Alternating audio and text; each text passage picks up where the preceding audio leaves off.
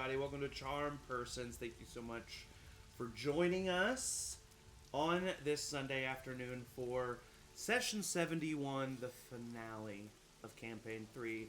If you're just joining us today for the first time... Yikes. Great week to start. You've got a little bit to catch up on. Yeah, you got a little bit to catch up on, which you can always do on YouTube or Spotify. So yeah, this coming week, for announcements before we get started, tomorrow is nothing. Tomorrow is nothing. This week we don't really have a lot because it's the holiday week. That's right. That's what's going on this week.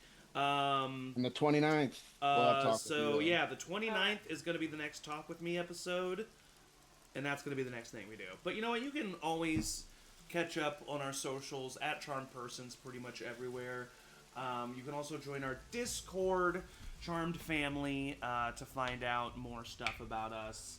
But you know what? Let's just go ahead and get started with today's session. And let's start with a little narrative recap-ish for the beginning of our epilogue. A storm swirls over the city of Savonia. Trails of fire and ash descend with the rains from the heavens above.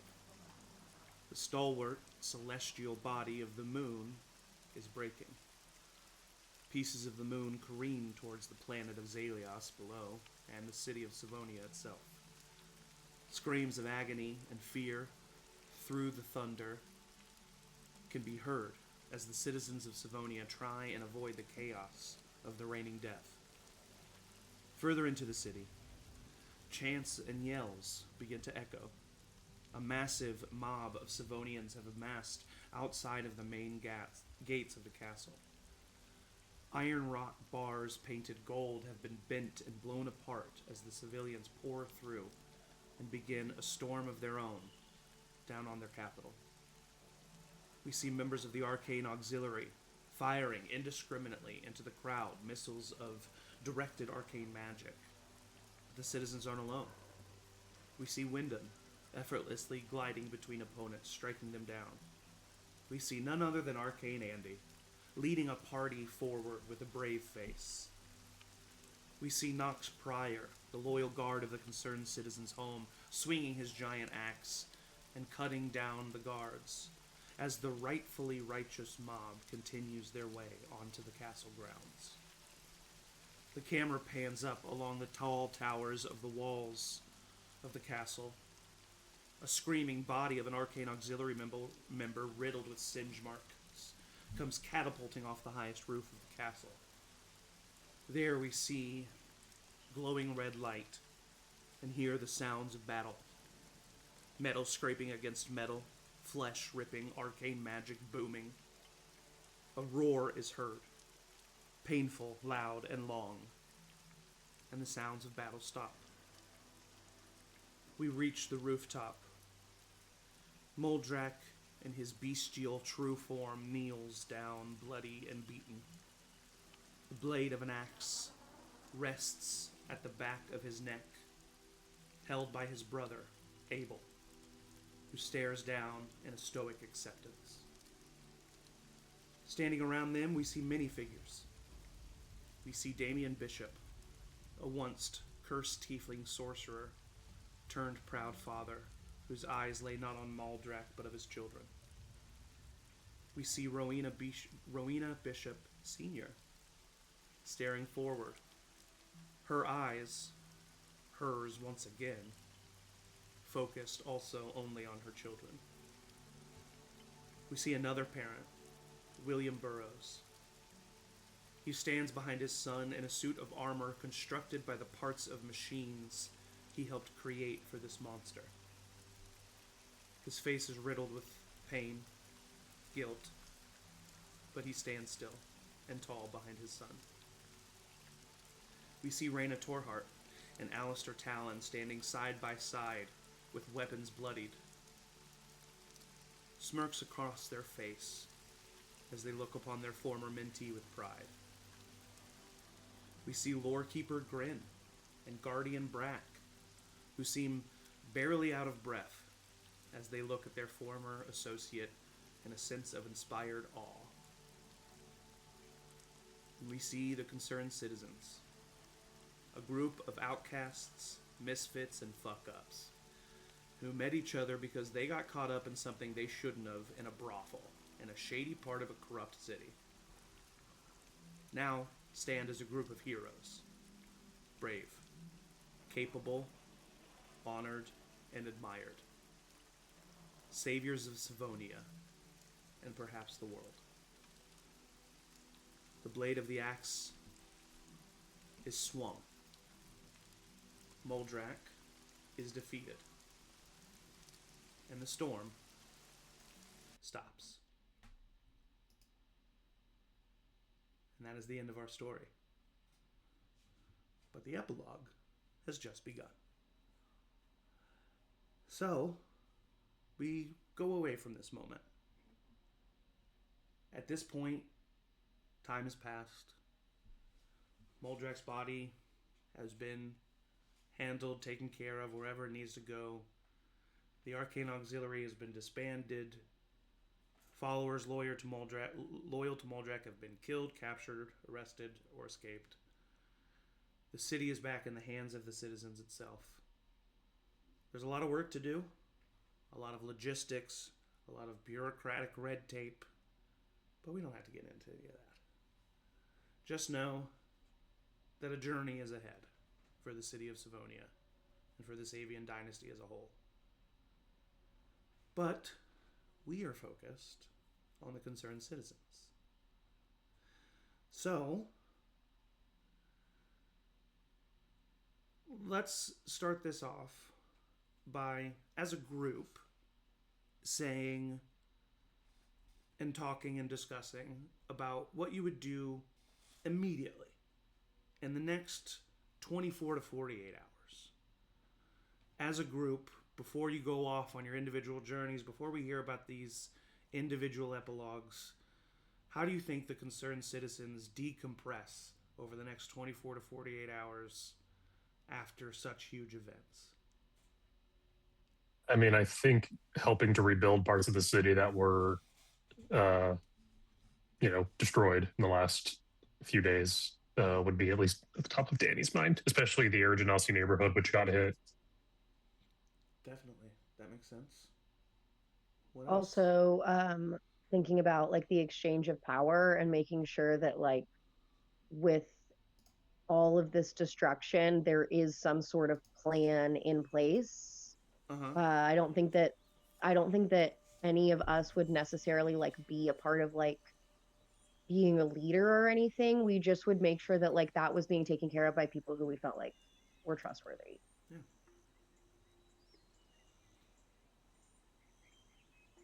Anything Custard. else? Take Custard? a long Custard. bath and Take some a long custard. bath, some Drinking. custard, some drinking. Calling I my hope. mom. I hope some drinking. Yeah, lots of drinking. I hope some celebrating. That would be nice. Wait, so is our mom actually like there in her body or Yep, she's there in her body. We'll go over all that, but yeah, basically, side quest complete. Damien rescued your mother, Wow. and Huge. they were able to cast out wild? the Witch of Fate from her body. Still not a fan. Yeah, I do. Happy for y'all. Danny does not engage with Fair enough. the mom. I mean, I think opposite would Rowina would be asking all the questions and making sure that she's actually okay, and Yeah. then probably would have a hard time not being with her Yeah. for a little bit. Yeah, totally. All right. I think we're going to start getting into some of the individual stuff. So, I think a good place to start for us would be you, Oliver. Because I think you got some pretty immediate stuff to deal with. Yeah, I do. So, how do you think you handle that? And then let's go ahead and get into your epilogue, and we'll kind of combine that with Aeliana, obviously, of course. I think maybe he's up.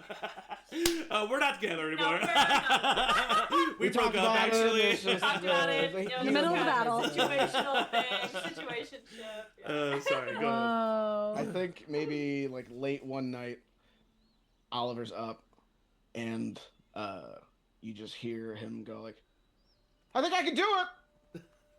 I'm pretty sure I can do it." And he comes running out of the room with like a book, like a really old book that he got from the library. He's like, I think I could bring her back. What? Yeah, I've been looking at this. I think I could do it. It's gonna be really expensive. But no, and risky. But I think I could do it. I mean, expensive isn't a problem. Risky is. Well, risky, I just say because I don't know the effect of it. Every time I've done it, something's happened. But I gotta try. Of course, you have to try. Yes, whatever you need. But he'll go running out to find her body. Because you probably can't do it with just the head, or can he do it with just the head? Oh god. Weird question. It is a weird question. Luckily, that's not a question you necessarily have to deal with because you are able to find the body. Okay, good. As I like to think she's still wearing her coat of many colors yes, that she always wears. yeah. And you find her body, and you dig up her head. Because I mean that is what you have to do. Right. And you. I think you would do it in the backyard. I was just about to say. I think Yeah. you keep her outside. Yeah. I would do it in the backyard of our house. Yeah. And for her and your sake, while casting the ritual, you place a linen sheet over her and the head. Ritualistically, you light the candles, the incense. I would ask Aeliana to make the area nice for when she comes back.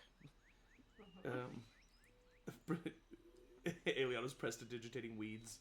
Yeah, I'm getting It's like it's echoing Oliver fluffing up the pillows too many times. Yeah.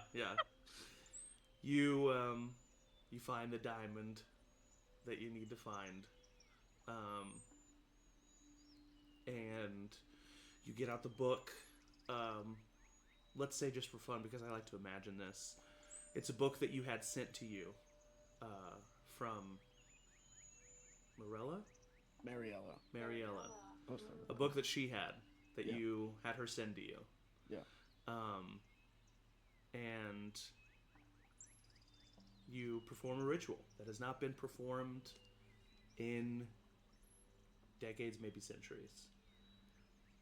And Oliver doesn't remember the next couple of days. But Aeliana does. What? Because the ritual is a success. And despite all odds, and through an incredible act and feat of magic and divine intervention, Elaine Burroughs is brought back from the land of the dead. Both her and Oliver would be basically like in a little mini coma for about a half a day. Before they would eventually wake up, both feeling incredibly weak, mechanically -4 to everything.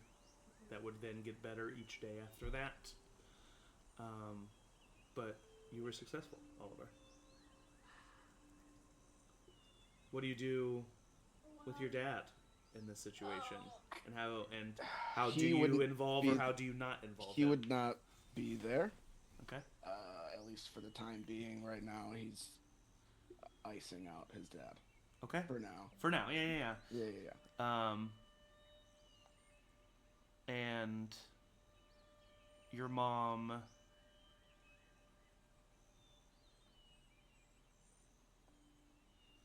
is different when she comes back. She chose to come back. So she's still your mom, and it's still very much, she's happy to see you, you're happy to see her. But she was in a lovely place for a minute, and a peaceful place, and got to learn some things, and there's just like a wiseness about her that is kind of that wiseness that also comes with just a slight lowering of humanity, if that makes sense. You know what I mean? She's seen too much. Yeah. Yeah, it's just, you know, Like, when your disappears vision, sometimes, when your she'll vision, just, like, yeah, when gaze off, when your vision goes so wide, it's hard to focus back Yeah. in, you know? Yeah. But it's ever so slight, and she's still very much your mother, and you still have very wonderful moments with her, and I think that in the beginning she would want to go see your father. And in the beginning, she would be respectful of your decision, but encouraging of you to speak with him. Yeah. I would never stop her or tell her not to see him, but I just wouldn't go. Yes, of course. But I do think that she, if you will allow her, stays with you, too. Definitely while she's recovering, but then in the immediate future as well. Okay. Yeah, absolutely. And then... Yeah, I mean, do you two, or Aeliana, is there something that you want to talk about? Like, you know, obviously this is what Oliver's kind of dealing with in these first few days. Is there something that Aeliana's dealing with in these first few days?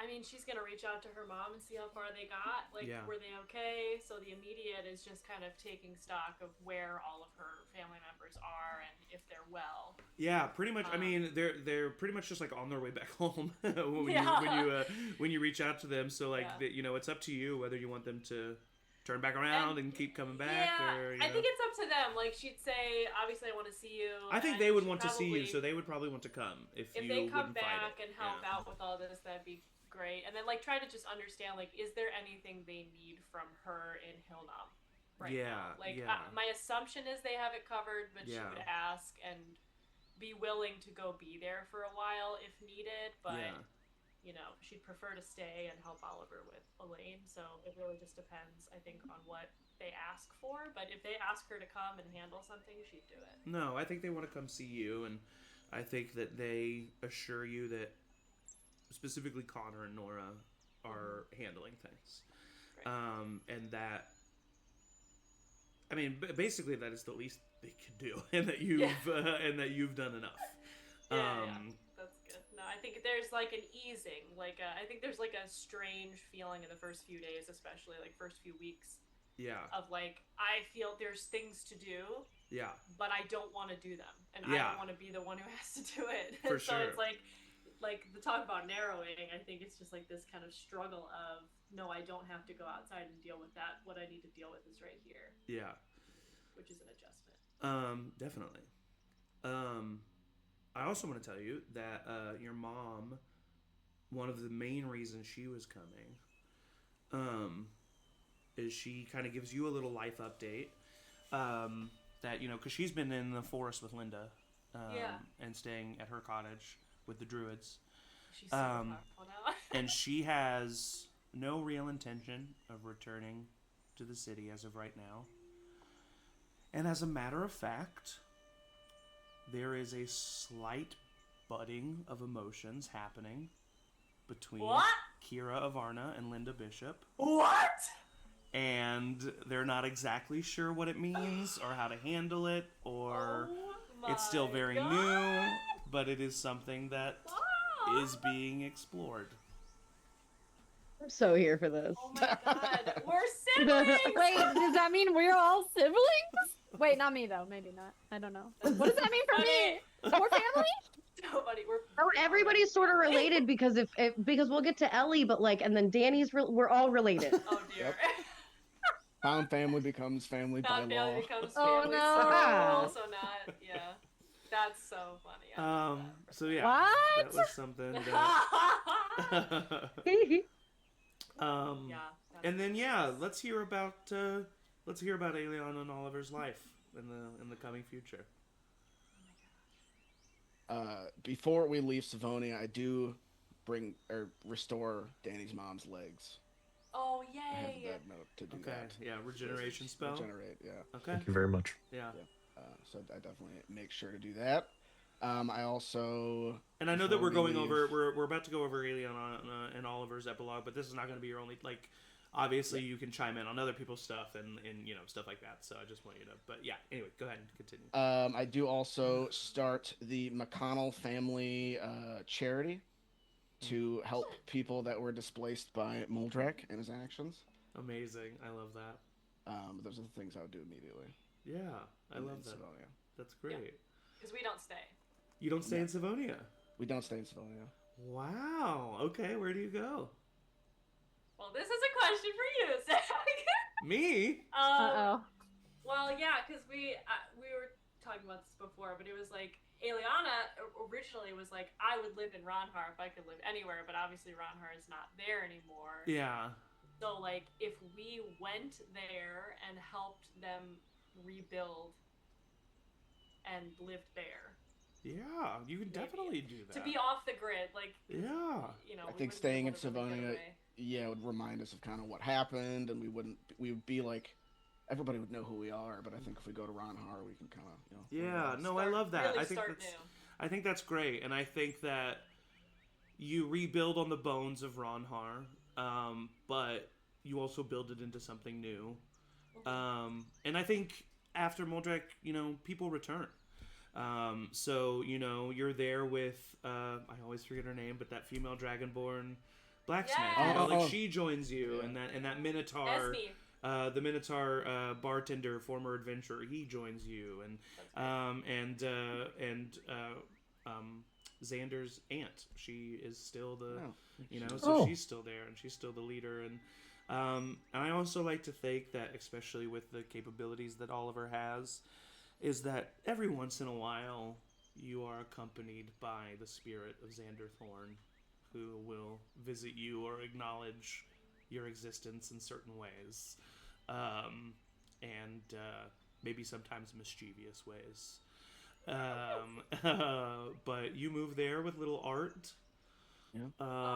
Who gets old? Who grows up and has a long life, and has the longest life of any dog in the world. Strange. So that part of the timeline maybe becomes a little true. Absolutely. Yeah. Yeah. Oh, yeah. Amazing. I mean, we do the wedding in Pineville, right? Because there was the whole theory. There was the whole tradition. With the pine trees, yeah, and going with Mariella. Do you have Mariella officiate? Yeah. Yeah, that'd be great. Yeah. Okay. I do think. Well, go ahead. Who's invited? I was just about to say, at this point, what's happening with you and your dad? Oliver would take a couple years probably. Yeah. But through Aeliana and his mom, he does eventually break down, and he is invited to the wedding. Yeah. Not by Oliver. Yeah. By Aeliana. By me. Yeah. And I think your dad never pushes you. Ever. I don't think he ever insists. I don't think he ever demands. I think he waits very patiently. Yeah. And I think, correct me if I'm wrong, there's a small part that pisses Oliver off. Because of course he's doing everything correct.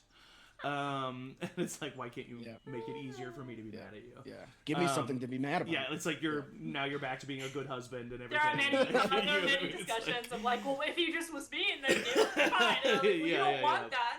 Right. Yeah. And I mean, he would break down in front of you, and he would tell you how much of a failure he feels like, and how he never he chooses to never make anything ever again. He never tinkers. He never whittles away at a twig. He never constructs ever again. Knowing that, could Oliver try to, like, after they rekindle, convince him to, like... Yeah, that's what I was just about to say. Yeah, so, I think it takes him a long time, even years after you have reconciled. Because it was the same thing when my mom eventually disappeared. He didn't make anything while she was gone. Exactly. Yeah. And I think the thing that finally convinces him is when he makes something for your first child. Yep, I was just gonna say. Speaking of, who would that be? Sybil? The oldest. You need to get the middle name. I have it all written down. Angie, did we decide 4 or 5? Did you want to get rid of the 5th kid? Oh, I don't your know. other sibling. Oh, I don't know. I don't know. Wait, what's this? I'm just kidding. Like... What? If you're watching this now, this is What? Surprise, Sybil Amelia Avarna Burroughs. Amelia. Yeah. Amazing. And no, we shouldn't get rid of the last one. Are you guys trying to decide whether or not to abort a child? 5. No. We'll just get rid of one of them. Like, get rid of one of them. Fictionally. They've been named. They have been named. It'll make a great adventure in 20 years when they find out their secret history. I think it's 5 because, like I said, that's an offensive 5. line spike ball. Oh We my need it. god! Spike ball team. I True love facts. So Sybil is the oldest, and then Aiden is named after Aeliana's father. Aww. And then we had said the twins, Elena and how do you pronounce? Kian. Kian. Kian. Yeah. It's like Kieran. Oh, that's so sweet. Elena and Kian. Yeah. And then Fiona is the little one, who's much younger than all the others. Yep. And there's no reason that Emory needed to be involved in that. Wink. We just like to get Angie's help. Yeah, and I good think at names. that's I think Good that at babies, good at names. So good at names. much like in real life, I think that those grandchildren brighten up the lives of William and Elaine Burroughs and become their sole focus, kind of forgetting about you. Yep, that's how it goes. Yeah. I've seen it happen. Yeah, I think that I've seen it happen with dogs. I think that Kira's the same way. You know, And Linda. So I think that I kind of picture Kira and Linda, especially because they're like in an age, you know. I kind of picture it's like that is my mom and Linda. You know what I mean? It's like that's my mom and Linda, and Linda's and that's my mom and Linda. And like you know what I mean? It's like there's no labels. There's no you don't really ever ask about it. It's just that's my mom and Linda. You know what I mean? Yeah. But yeah, I think they are together. And I think it does kind of become a little bit of I mean, you've always been a found family, I think. But I like to imagine, especially because we're dealing with years here, that there are definitely family by law events where we find even Danny and Rowina and Emory and everybody in Ronhar for some big, you know, wedding Absolutely. or dinner or celebration or, you know, those events definitely happen. Oliver builds their house. I was gonna say from scratch, and I there's love room it. for everybody. Yeah. big house, There's absolutely Big room house. for stupid everybody. big. Yeah. Murals Love it. on every wall. Like the walls are canvas for all the kids, so it just becomes like every wall is just kid drawings. Aw. But that's, Damn, like, how kind many of charming. bedrooms is that? You got Wow. 5 kids? Yeah, it's plus a you big 2 old. in an It's office? so It's expensive. huge, man. Damn. It's like bigger than the like manor that like of the Yeah. leader of the city. Had to get a lot of wood from the endless pines. Thank God they're endless. yeah, It's yeah. shipped in. Thank God. It's shipped in. Yeah, no, I think that's wonderful. I think that's great. I think that Oliver becomes sole owner of the Ronhar Spikeball team. Hell yeah. Owner and founder. And for a brief time player, he tries to I mean, I think he can get in there. I think tries he to can put get on in the there. uniform again, and Yeah. these younger guys are quick. He's his mind. He's like Yeah, Philip but in Rivers. his older years, he Philip becomes the Rivers. Mark Cuban of Oh the my Ronhar God. Spikeball team. And he, where the Spike team bar always, or Spike ball team always meets is the bar that Oliver opens up called the Olive Pit. Oh, my God, Like a amazing. couple table bar that he opens up with the beer that he brews. 'Cause, Yeah. Oh, good. He's still a brewer. He still brews, yeah. A lot I of like to pilsners. imagine that, you know, I mean, obviously you probably have a staff there, but every once in a while Oliver will pull a shift where he's Oh, yeah, the one behind absolutely. the counter, Yeah, he loves which it. is always so crazy because this is something I'll say for all of you. The Concerned Citizens are a known name in the Sabian dynasty. When the moon begins to crack and fall apart, you're gonna hear about the people who made that stop. So the names of the Concerned Citizens and the names of each of you become basically household names, specifically here in the Sabian dynasty, but also vaguely around the world itself. So I think it definitely blows some people's minds when they walk into this little bar in this little town in Ronhar, and they find out that the Oliver Burroughs is the one pouring their ale, because someone nudges them and tells them who he is, and you know. I actually did have a thought. I don't know how you would feel about it, Kelsey, but if it would be Oliver Avarna Burroughs. Oh. Yeah, I love that. Absolutely. Yeah, I think it's like we try, like in my mind. They really don't like the people putting your name on the back of your jersey did not like that decision. They can suck it. That's just the most expensive jersey. It's a lot of letters. Mm-hmm. Yeah, I feel like it's like when you have, I don't know, I feel like Aeliana would not want to make it a big deal for the kids as best as they can. Like, it's not going to be avoided, but I don't think they're going around being like, these are my kids. It's like the equivalent of like not putting your kids on social media, like they, you know, trying to give them a normal life, like for sure, chill upbringing, just trying to like, you know, be present in the community, but not walking around like, oh yeah, we're the heroes who saved the day. Like they truly want to have as much quiet as possible. I think. Yeah, I agree. As much as they can get. Towards the end of the 25 years, was there something else you want to actually? Is there something? Yeah, I have a final gift for everybody. Okay. Oh my god. Well, let's save that. Let's save that. Okay. Towards the end of the 25 years, and we can always go back, but just letting you know, towards the end of the 25 years, your dad begins to fail in his health. He's a human man. And he gets older, and it begins to become the day where he is going to pass. And you guys have had conversations about this, and he wants it to happen. He believes that he really, in his old age, has believed and has tried to instill within you and his grandchildren that life is so precious because you're only here for a certain amount of time. And that's what makes all of the moments so tasty and sweet and savory. And he will pass in his sleep because you do make sure that it is as peaceful as possible, with all of his family around him. And a great party is had in his name. And a day or two after that, you go into the workshop, and you find the last thing that he made for you, which is very simple. It is a set of tinker's tools.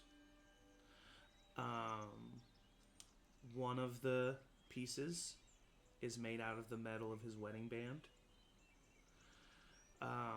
One of the pieces is made out of the metal of a watch that he always wore. One of the pieces is made out of the metal of the wire frames of the glasses that he would wear when he was tinkering. And all of the pieces of the tinker's tools are made from the metal of something that he held dear or was important in his life. And he gives those to you and passed those to you. Nice. I love those. Yeah. That's great. That's great. Aeliana? I wish that was a real thing that I could have. I know. That was so cool. Aeliana, your family,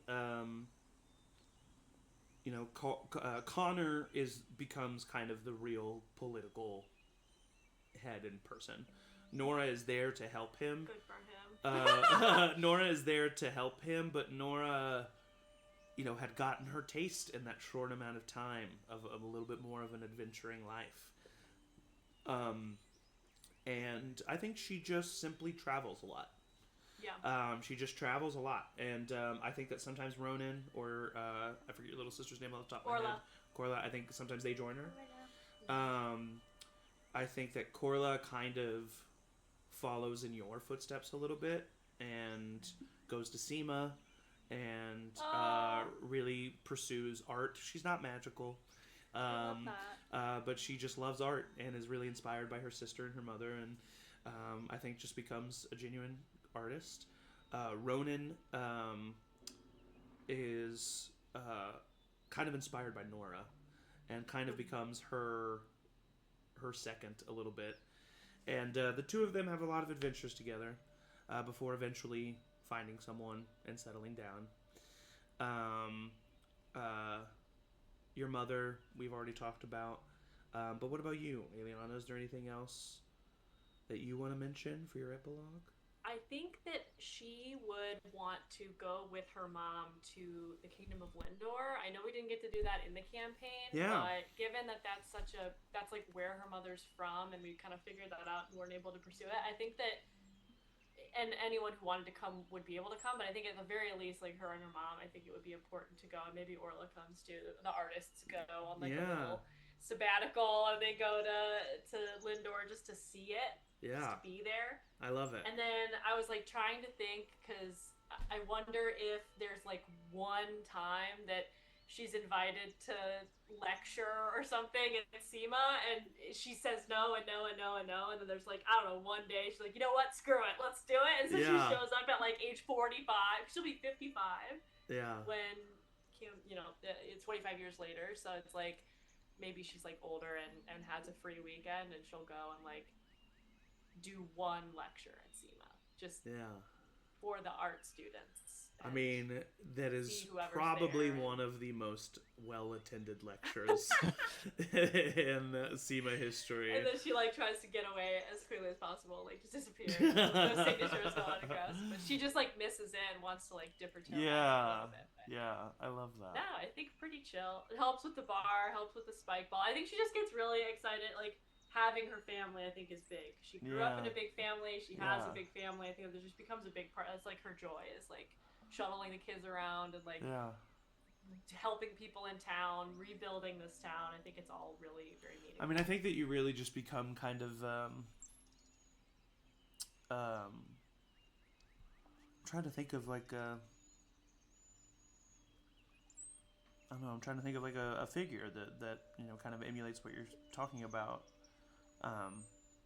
And I felt like I had one, but sorry. All right. Anyway, yes, I think that's sort of matriarch. Like yes, exactly. But like not only for your family, like for the city, you know. Yeah. And I think that people just like grow to love you and know you and the Avarna Burroughs family there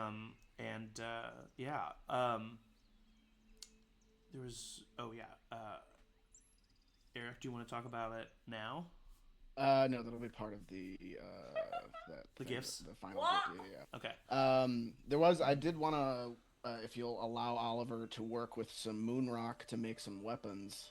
Cool. You don't have to go anywhere beyond that, but I think he would request some moon rock to do some experiments. Okay, yeah. Put that out in your world. Yeah. I think that's fun. Yeah, I'll we'll maybe connect on that later. Yeah, cool. Also, if Danny would be willing, she would ask him to make her wedding dress. Of course. Oh, I had amazing. to throw that in there because that would be I love that. That's great. Speaking of the moon,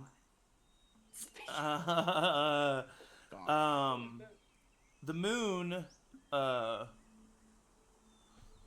forgetting already. Hold on, let me go to my notes. Is broken. The moon is mad. The moon is very upset. The moon is very upset. The moon has always had a name. Its name is Ethel. Literally just Elvish for moon. Ethel. And so it still is Ethel.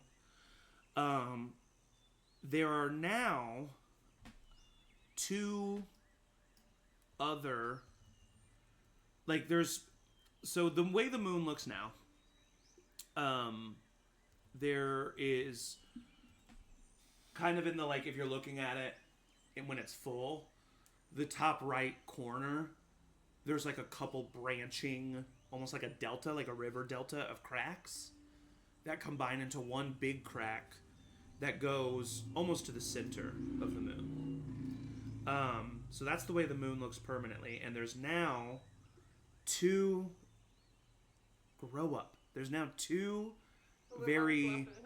there's now two very large chunks of the moon that have stayed within orbit of the moon and are kind of frozen, floating just slightly off of the moon.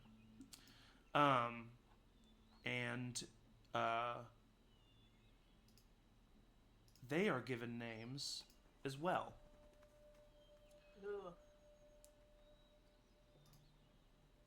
One of them, here we go.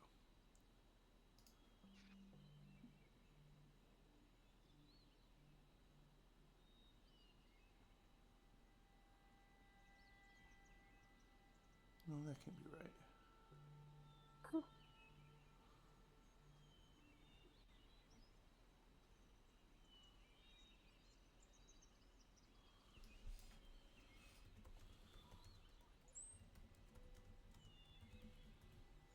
I feel like we're in class. I know, right? Learning about our moon. I love it. I tried to draw it and it ended up looking like Pac-Man. Oh, okay, yeah, sorry. Okay. One of the chunks is named Osto. O-S-T-O. It is Elvish for citizen. Oh, nice. Stop. Oh my god! And the second chunk of the moon is named by you. What? That task is given to all of you. You are... So be thinking about that. Wow. You don't have to decide right now, but you don't even have to decide in this session.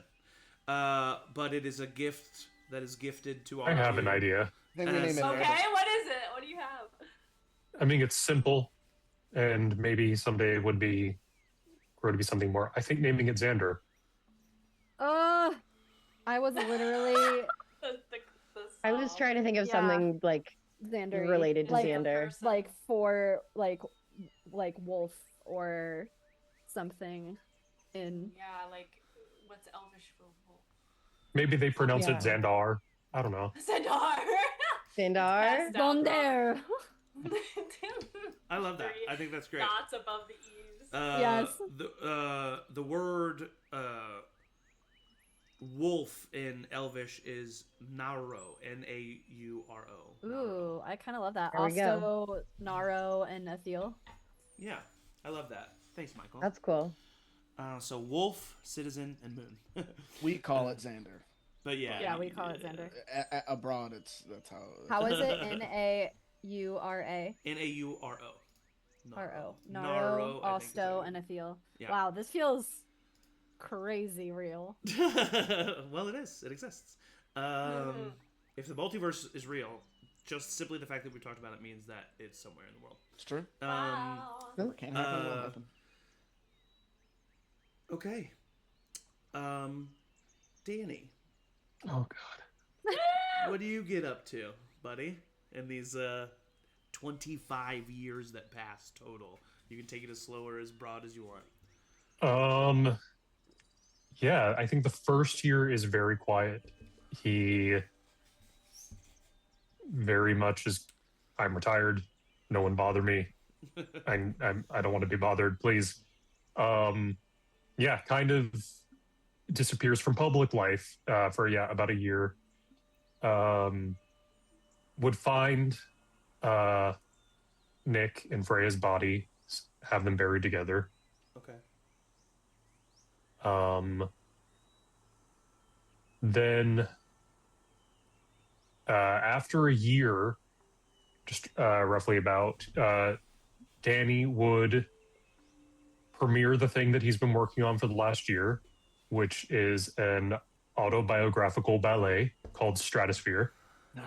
Stop. So good. That he choreographs, costume designs, and orchestrates himself. Because like he said, when it comes to art, he's a control freak and he needs to do all of it. It is if I do say so myself, quite a big success. Becomes known as a ballet kind of on its own right. You know, when shows that are based on people become their own things. Similar in that vein. Maybe to... I don't know how Oliver will feel about this, but the ballet's in 4 acts. The first act is primarily him with the cavalry, ending with him being depowered. Act 2 is meeting concerned citizens, and then end of Act 2 was when Danny left. Act 3, opening Dream Ballet, helps solidify the character of Oliver Burroughs as one of the best romantic leads in stage. He hates it, but secretly loves it. Yeah. Like when people talk about great romantic characters like Mr. Darcy or stuff like that, like Oliver becomes one of those great romantic characters. And sometimes when people are talking about like the stuff that they nerd out about, like at a random bar, someone will bring up Oliver Burroughs and they'll be like, okay, but adventure Oliver Burroughs or ballet Oliver Burroughs? and there's always the distinction between ballet Oliver Burroughs and adventure Oliver Burroughs. That's so funny. Yes.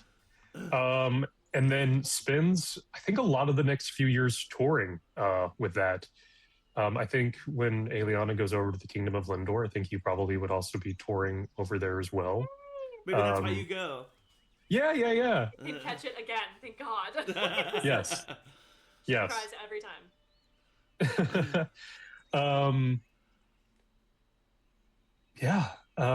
That's kind of what he spends his most few years doing. He does, he has a place in Savonia. He's there sometimes, but he mostly does relocate permanently to the Feywild. He has a house there.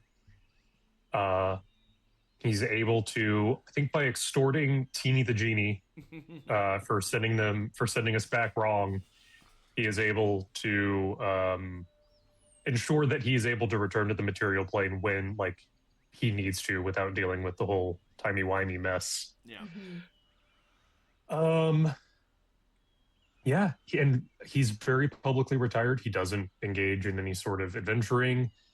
However, when he goes on tours, suspiciously, the crime rate and whenever he's touring drops in whatever city he's in. Love it. People love art. That's what it is, Yeah. It's a mere coincidence. What can I say? People stop their crime to go see the art. Yeah. Making sure that his parents are obviously okay. I think Oliver repairing or restoring his mom's legs is huge. Yeah, I think to just pause on that for just a second to kind of update you on your parents. Please. I think it is eventually solved between the two of them, the tension. It takes some time, but your mom eventually does come to accept that the magic was very powerful and the whole purpose of it was that he wouldn't be made aware, and that it was also partly your decision that he not be made aware. And eventually comes to accept that. It doesn't take long, just a few months.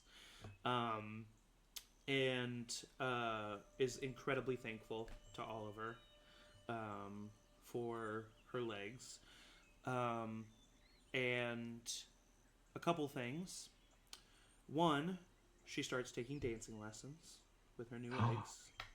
Amazing. And asks you to teach her whenever you can, but if not, she'll go and she'll spend some time at SEMA or somewhere else. And she also begins... Community center. Yeah, she also begins writing again.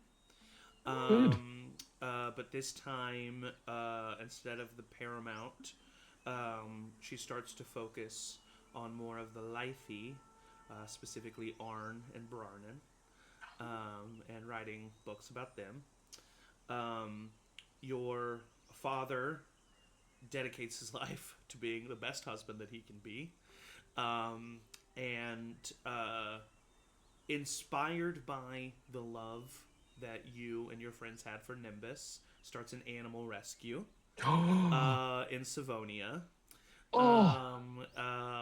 where he rescues all kinds of animals, and you come home and sometimes Michael would maybe love it. I think Danny gets a little frustrated by the amount of animals that are roaming freely sometimes in your house when you visit, but they love each other very much, and their relationship grows, and they remain healthy and stay in Savonia, and definitely come and visit you in the Feywild, and you all have a little Genasi getaway, and Genasi really touch with your roots, and that's very much needed for all of you. And your mom and dad definitely have a bit of a happily ever after, for sure. Good.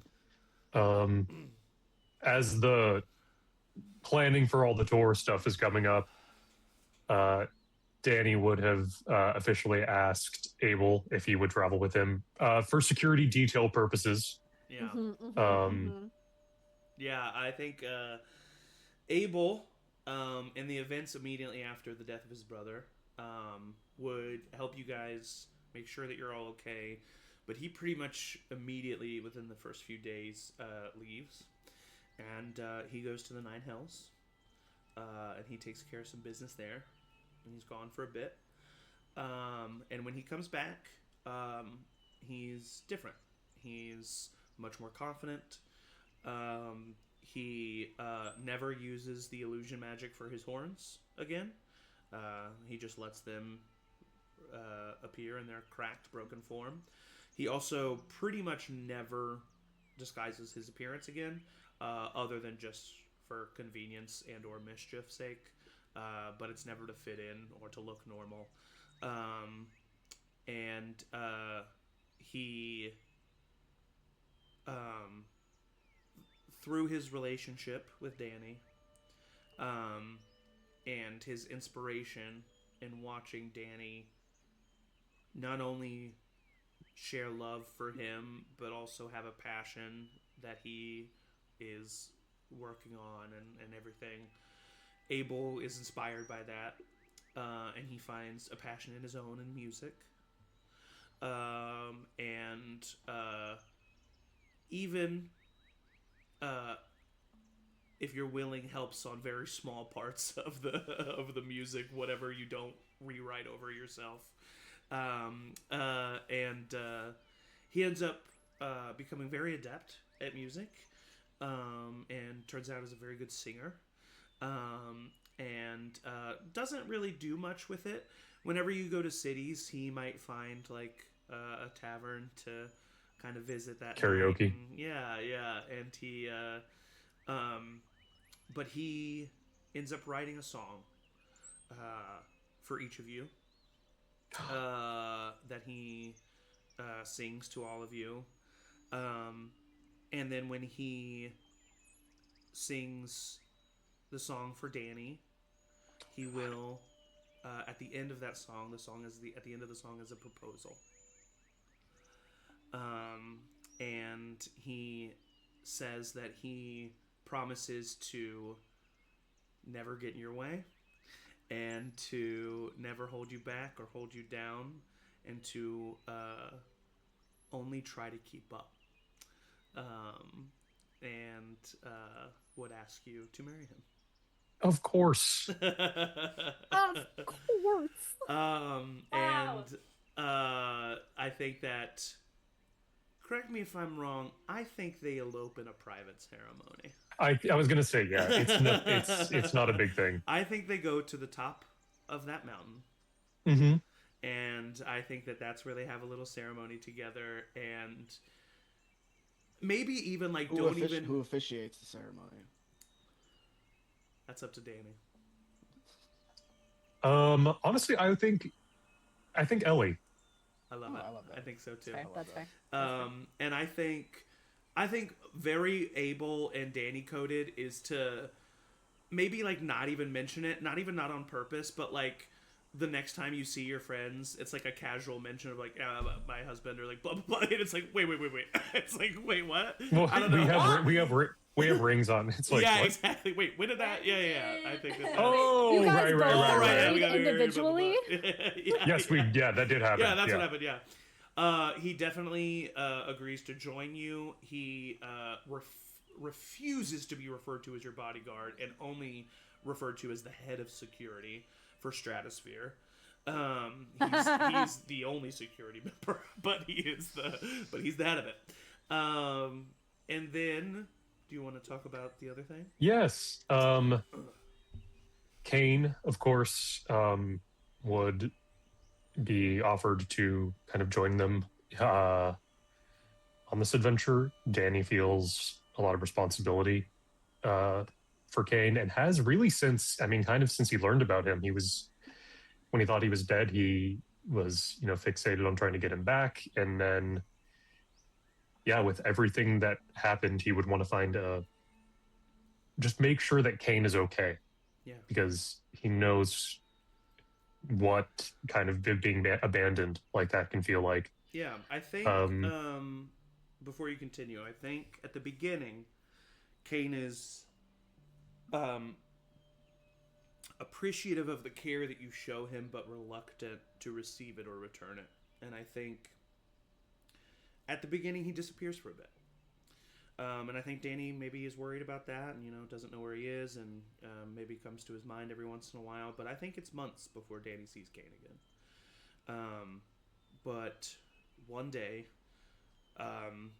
surprisingly for your passive perception, wink wink, he just appears. Like, you turn a corner and he's there, or you walk into the theater when you're prepping something and he's there, and he returns. And he's more personable. I feel like the childhood that he had was, one, non-existent, and two, socializing was not something that he was informed about or taught.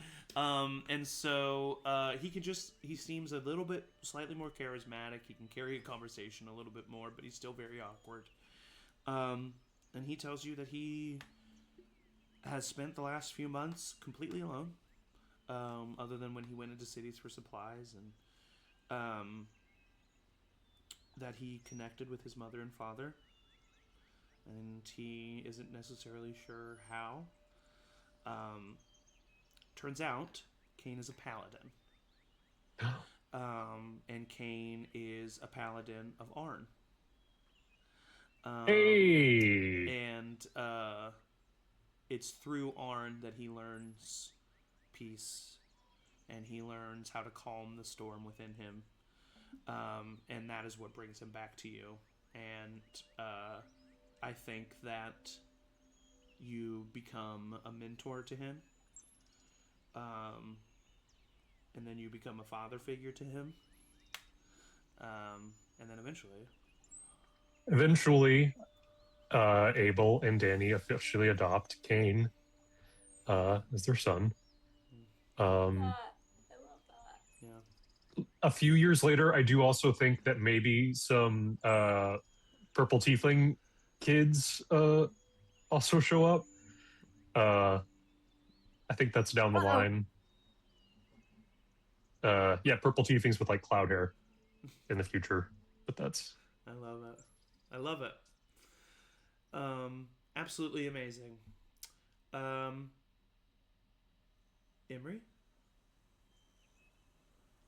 Hi. Hi.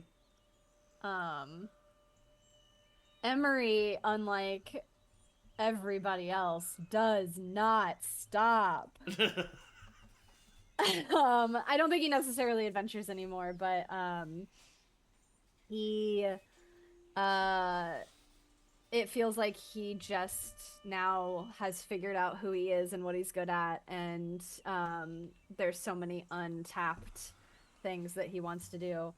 So I think like he really, really loves in the immediacy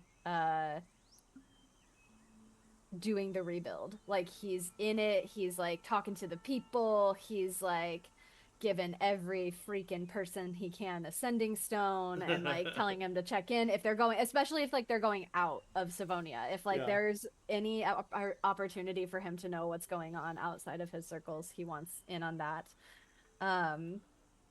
But I think as things kind of settle down, his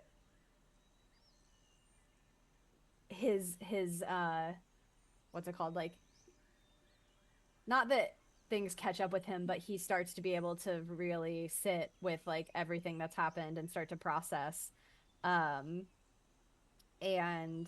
I think that's when he sits down to start writing. Mm-hmm.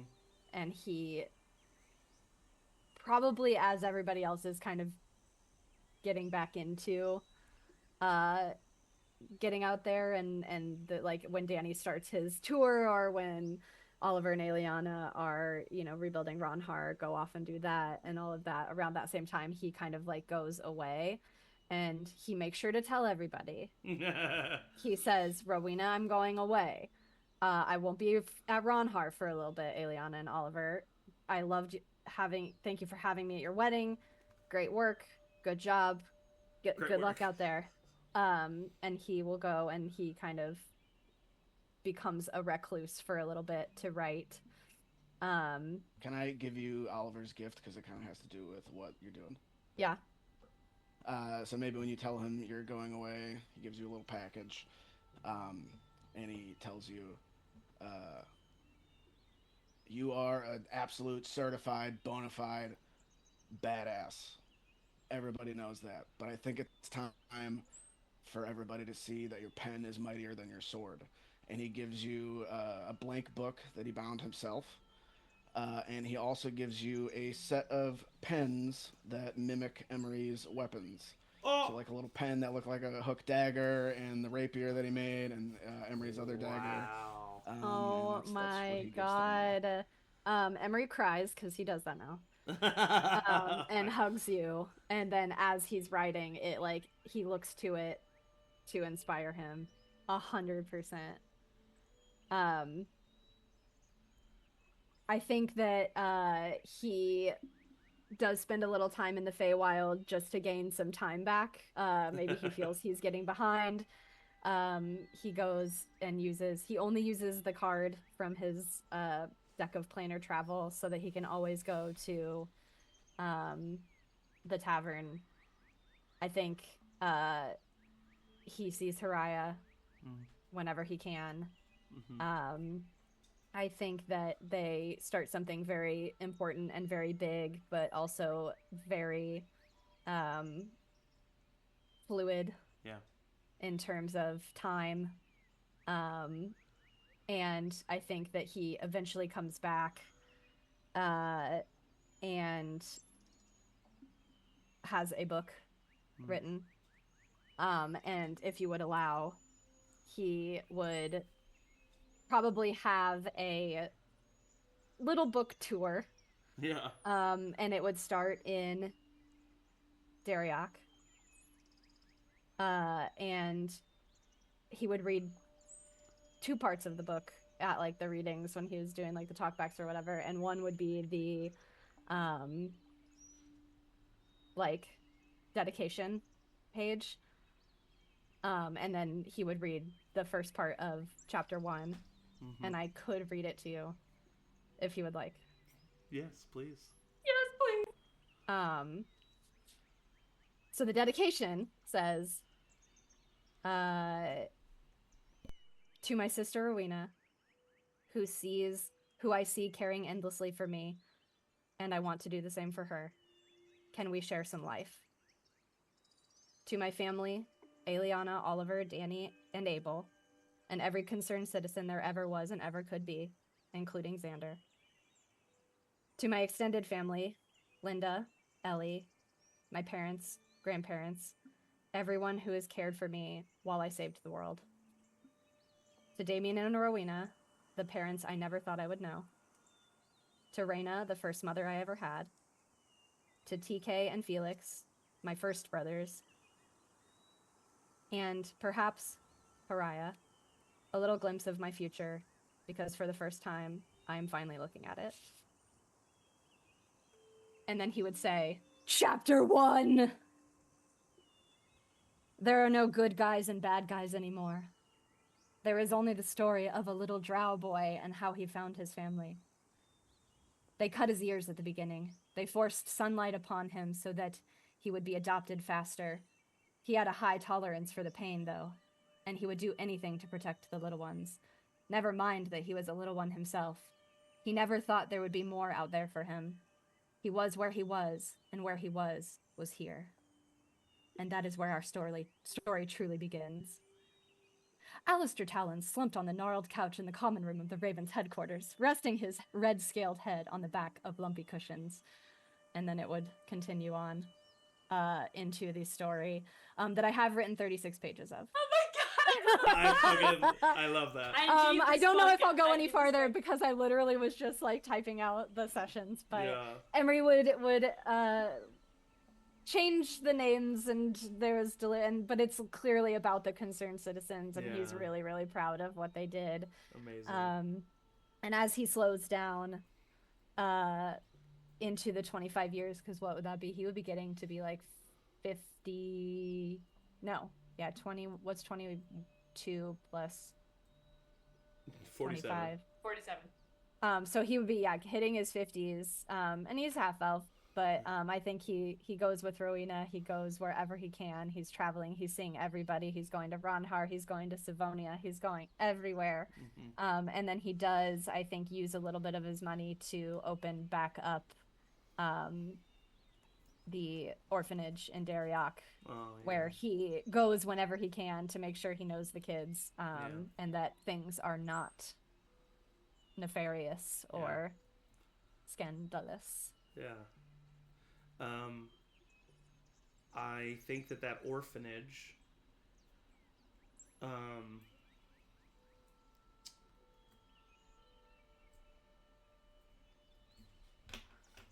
hold on just a second. I think I remember this. I'm gonna check my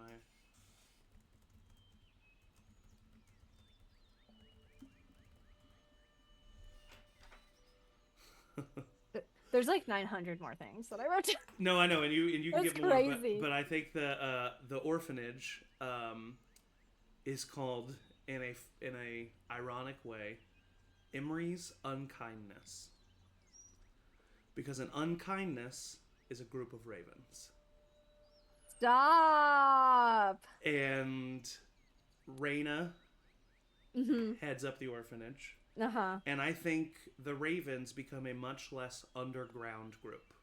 And I think they become an actual established, well-known group that is basically a civil rights advocate / unionizing / just like a group of the collective community. Yeah, and I think it's run out of this orphanage, and I think Alistair definitely finds time to still do some things in the dark alleys because that's what he's good at and that's what he likes to do.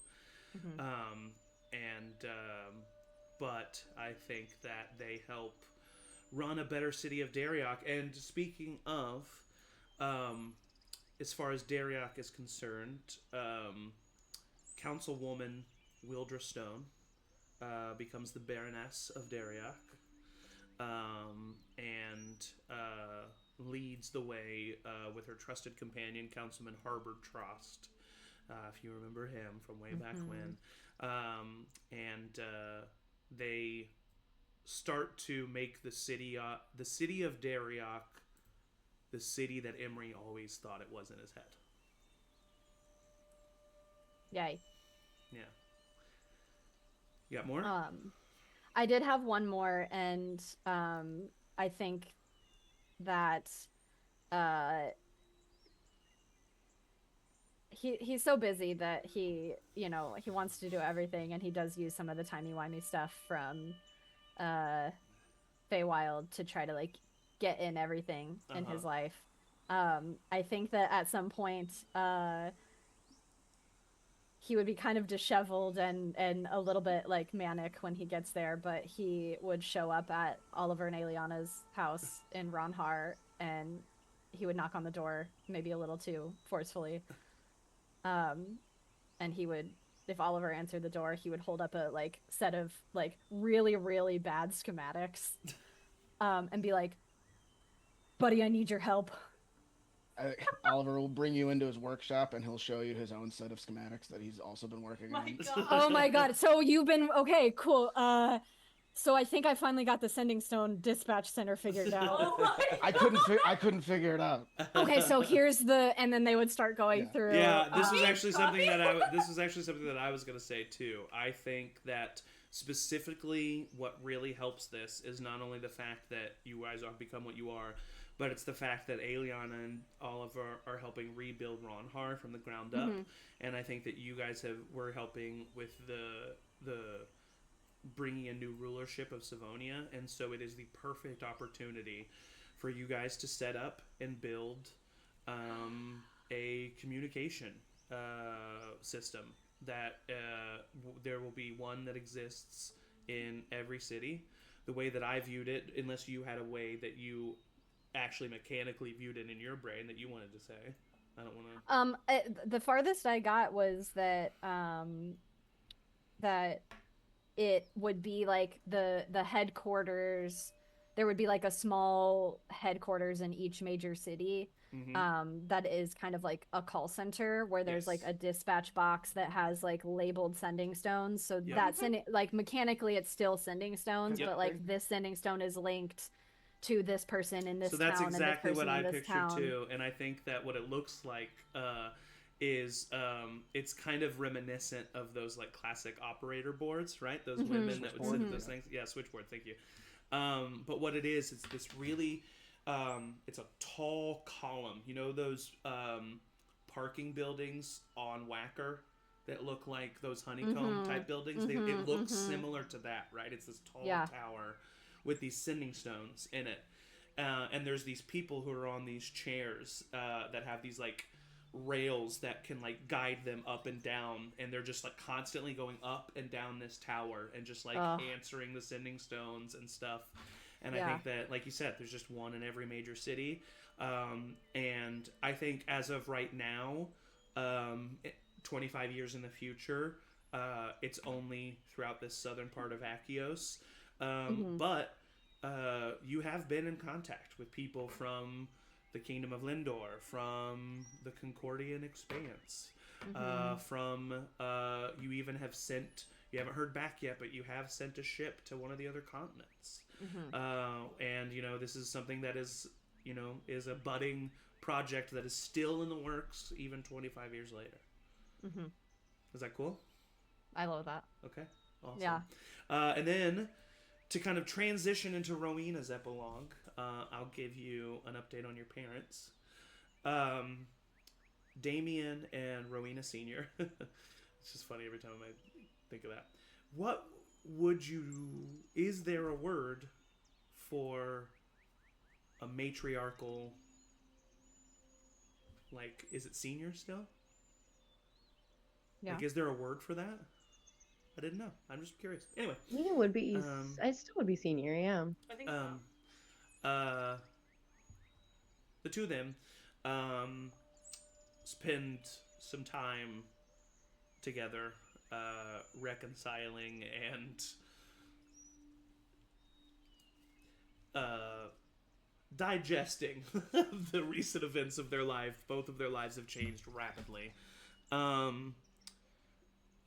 also think that they are there for either of you whenever you need them. However, the two of them kind of become kids again.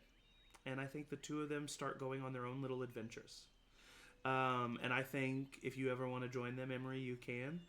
But I think they go on little quests. And we get a separate hotel room. And I think they, you know, there's some monsters that they slay, and there's some people that they rescue, and they become a little duo of adventurers, kind of reliving a life that they once had, and constantly come back and visit, and then eventually settle down with the Vendor God, where they do call home. And I think they keep the home there. The Vendragrad people don't have any want or desire to return to the Cavaxian Empire, and the underground civilization of the Vendragrad just continues to grow.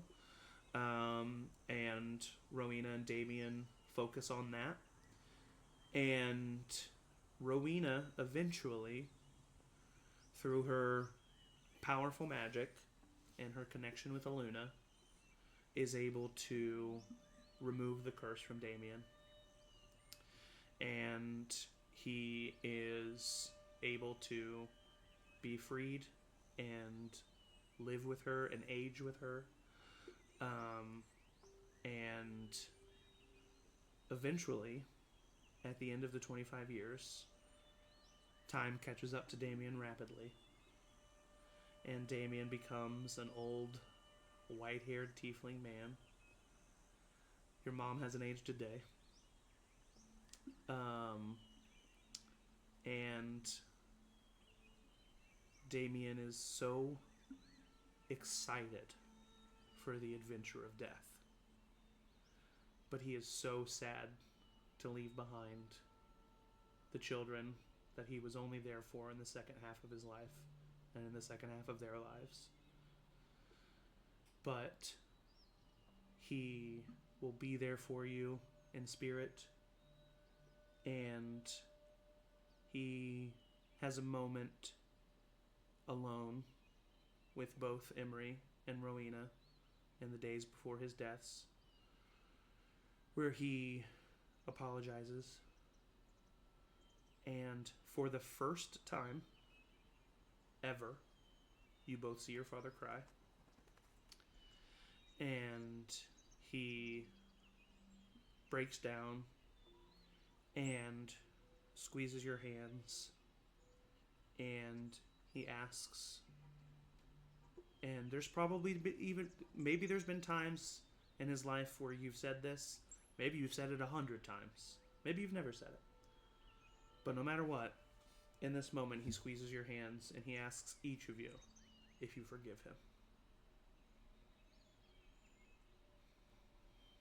And you can answer if you want. I think Rowina would tell him that she forgave him a long time ago. Emory? I think Emory would be like, I'm sure that I said it, like...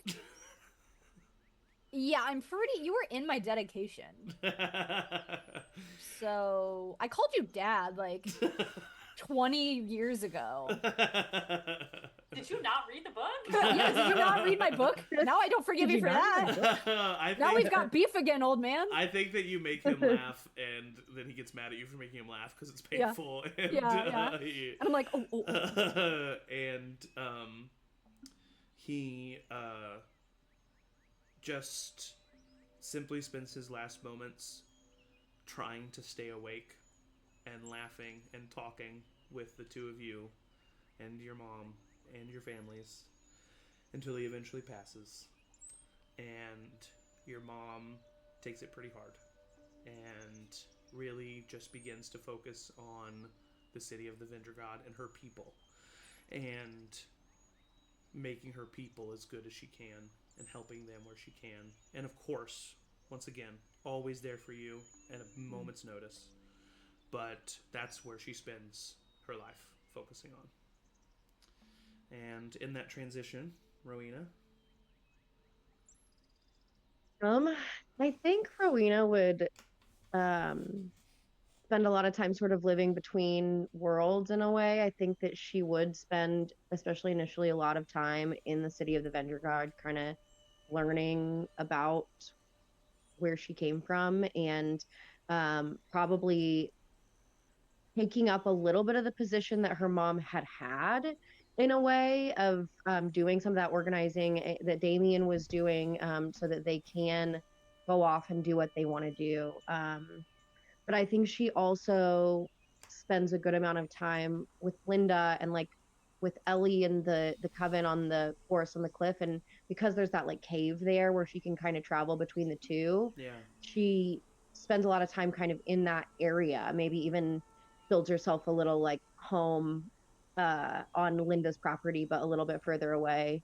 I think that even though the Vendor Guard people aren't necessarily interested in like coming and living like above ground, I think that she would serve as sort of a go-between of, first of all, any outliers who like do want to go explore, and like making sure that they are safe and like integrated into the community. I think it would take a lot of time, but over time Hakra would reluctantly become a pretty diverse place. I think that there would be like businesses that open there from maybe the Vendor Guard people or other people who know that she is there. I like to think, and real quick, just we probably not to open one interrupt of you, the not to interrupt you, but just a yes and that. I like to think that because, like you said, the locations are so close, and there's that portal right in between them, that Pakra becomes Pakra becomes the population in the Savonian dynasty with the highest density of drow. Yeah. I think we also get one of the sending stone centers. Yeah. So that like makes communicate. We kind of become like a hub of trade. Yeah, I think you become in a way. You start the journey of Pakra becoming a bigger city. Yeah. I think from a village to a town. I should guess. Yeah. I think she would probably go off on like little adventures with Emory a lot. It would be one of those things where they are not like living together and spending all their time together, but there's like periods where they're like gone together for a month and they like always kind of come back together and meet up in different places. I think that she and Ellie would stay together. I think it is, I mean, somewhere in between like where Emory's situationship is so like fluid and where like Abel and Danny and Oliver and Aeliana have like a more like traditional like life and kids thing. I think that Rowina and Ellie are always have a mission of some sort. Ellie ends up kind of staying in the forest a little bit more, and Rowina's back and forth and traveling all over the place. So they are together, but I think they end up kind of taking in people and taking care of people in the community more so than like having kids. Yeah.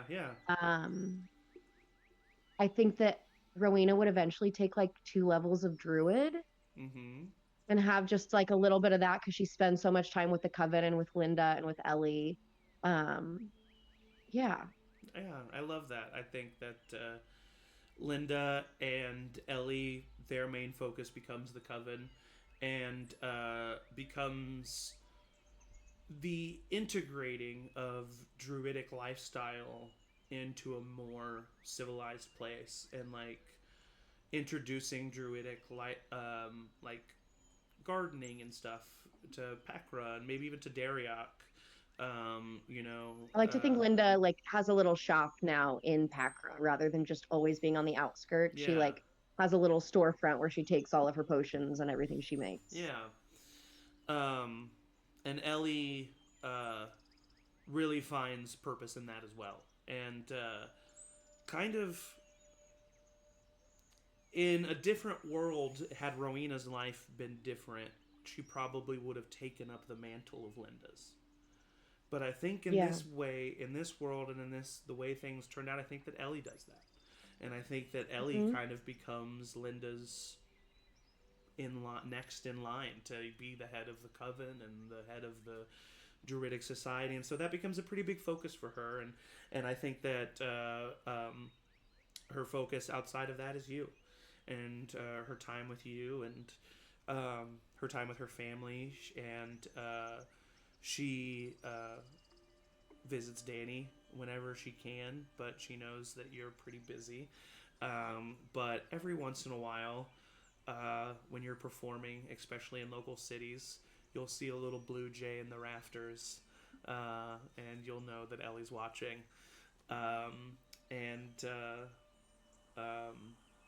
Yeah. Anything else, Rowina? I think we would also like expand. Like I said, Rowina would build a little house probably on Linda's property. I think there would end up being lots of little like guest houses that sort of sprout up, especially with like everybody being related. And it like Linda's house would very much be place. I think we all would end up with these stops along the way if we're traveling that we can stop in and we're going to be welcome no matter who's there. And Linda's house would definitely be one of those. So at any given time, you could find any of concerned citizens on their travels. Even one day you could just see Abel there just by himself because he happened to be passing through there. Or just the entire clan of Avarna Burroughs children camped for a week. We're going to loves it. Yeah, exactly. before we jump, I want Eric's gifts to everybody to be the last thing. And then before we do, it's not gonna be the last thing. I have a little something after that. And then before we jump into that, I'm gonna give you a little update on some NPCs / the world as a whole. But before I do that, is there any final thing that any of you wanted to say? I do make that statue of Zeke in Pineville. Oh yeah. A little bit Oh into my God. Endless Pines. That's right. And maybe we use some sovereign glue to keep it together. I love it. Oh, wait a minute. Danny would 100%, because he's wanted to do this with Oliver. I think Please. Danny goes and does this with Oliver. And I think, can they construct a way to have it with the sovereign glue, and it's like a fountain that produces the love potion that we've kept, and so it's like this fountain that's like you can find your true love at the Zeke statue. But it's like a highly diluted version of it. So it's it's just like a little bit of like it's almost like you get just slightly high. You can microdose. Like a little euphoric. It's like one of those. It's one of those like statues in Ireland where it's like touch the boobs and you'll get pregnant or whatever. Yeah. I'm putting that in my notes. That's so funny. I love that. Okay. Perfect. Wow. We got rid of the love potion and the sovereign glue, guys. Yay! We did it. The Feywild Furries is a spike ball team that is started by the village of Feywild animals that Art lived with. And they become the Feywild Furries. Got it. And they become you a knew what spike you were ball doing. And I knew what I was doing. Okay. And they become a spike ball team that becomes quite formidable. Just Formidable. So you know. The formidable Feywild Furries. I talked about the Avarnas. I talked about the Stratuses. I talked about the Vendragat. I talked about William, Burroughs, Rowina, Alistair, TK, and Felix. They help at Emory's unkindness. I hope you're okay with that name. I love it. But they also, along with Alistair, definitely still do some underground stuff. Mm-hmm. I talked about Damien, Rowina, and Linda. Wyndham. What happened with Wyndham? I'm going down the list here. We're gonna get to it. Jay Heartstone. Yeah. Oh my God. Oh, yay. Let her find love. Or not. Jay does find love through a blacksmith that lives in Ronhar. Ew, that's right. Jay's gonna live in Ronhar with the Dragonborn blacksmith. Esme! Esme, yes, that's right. Gosh, I always forget her name.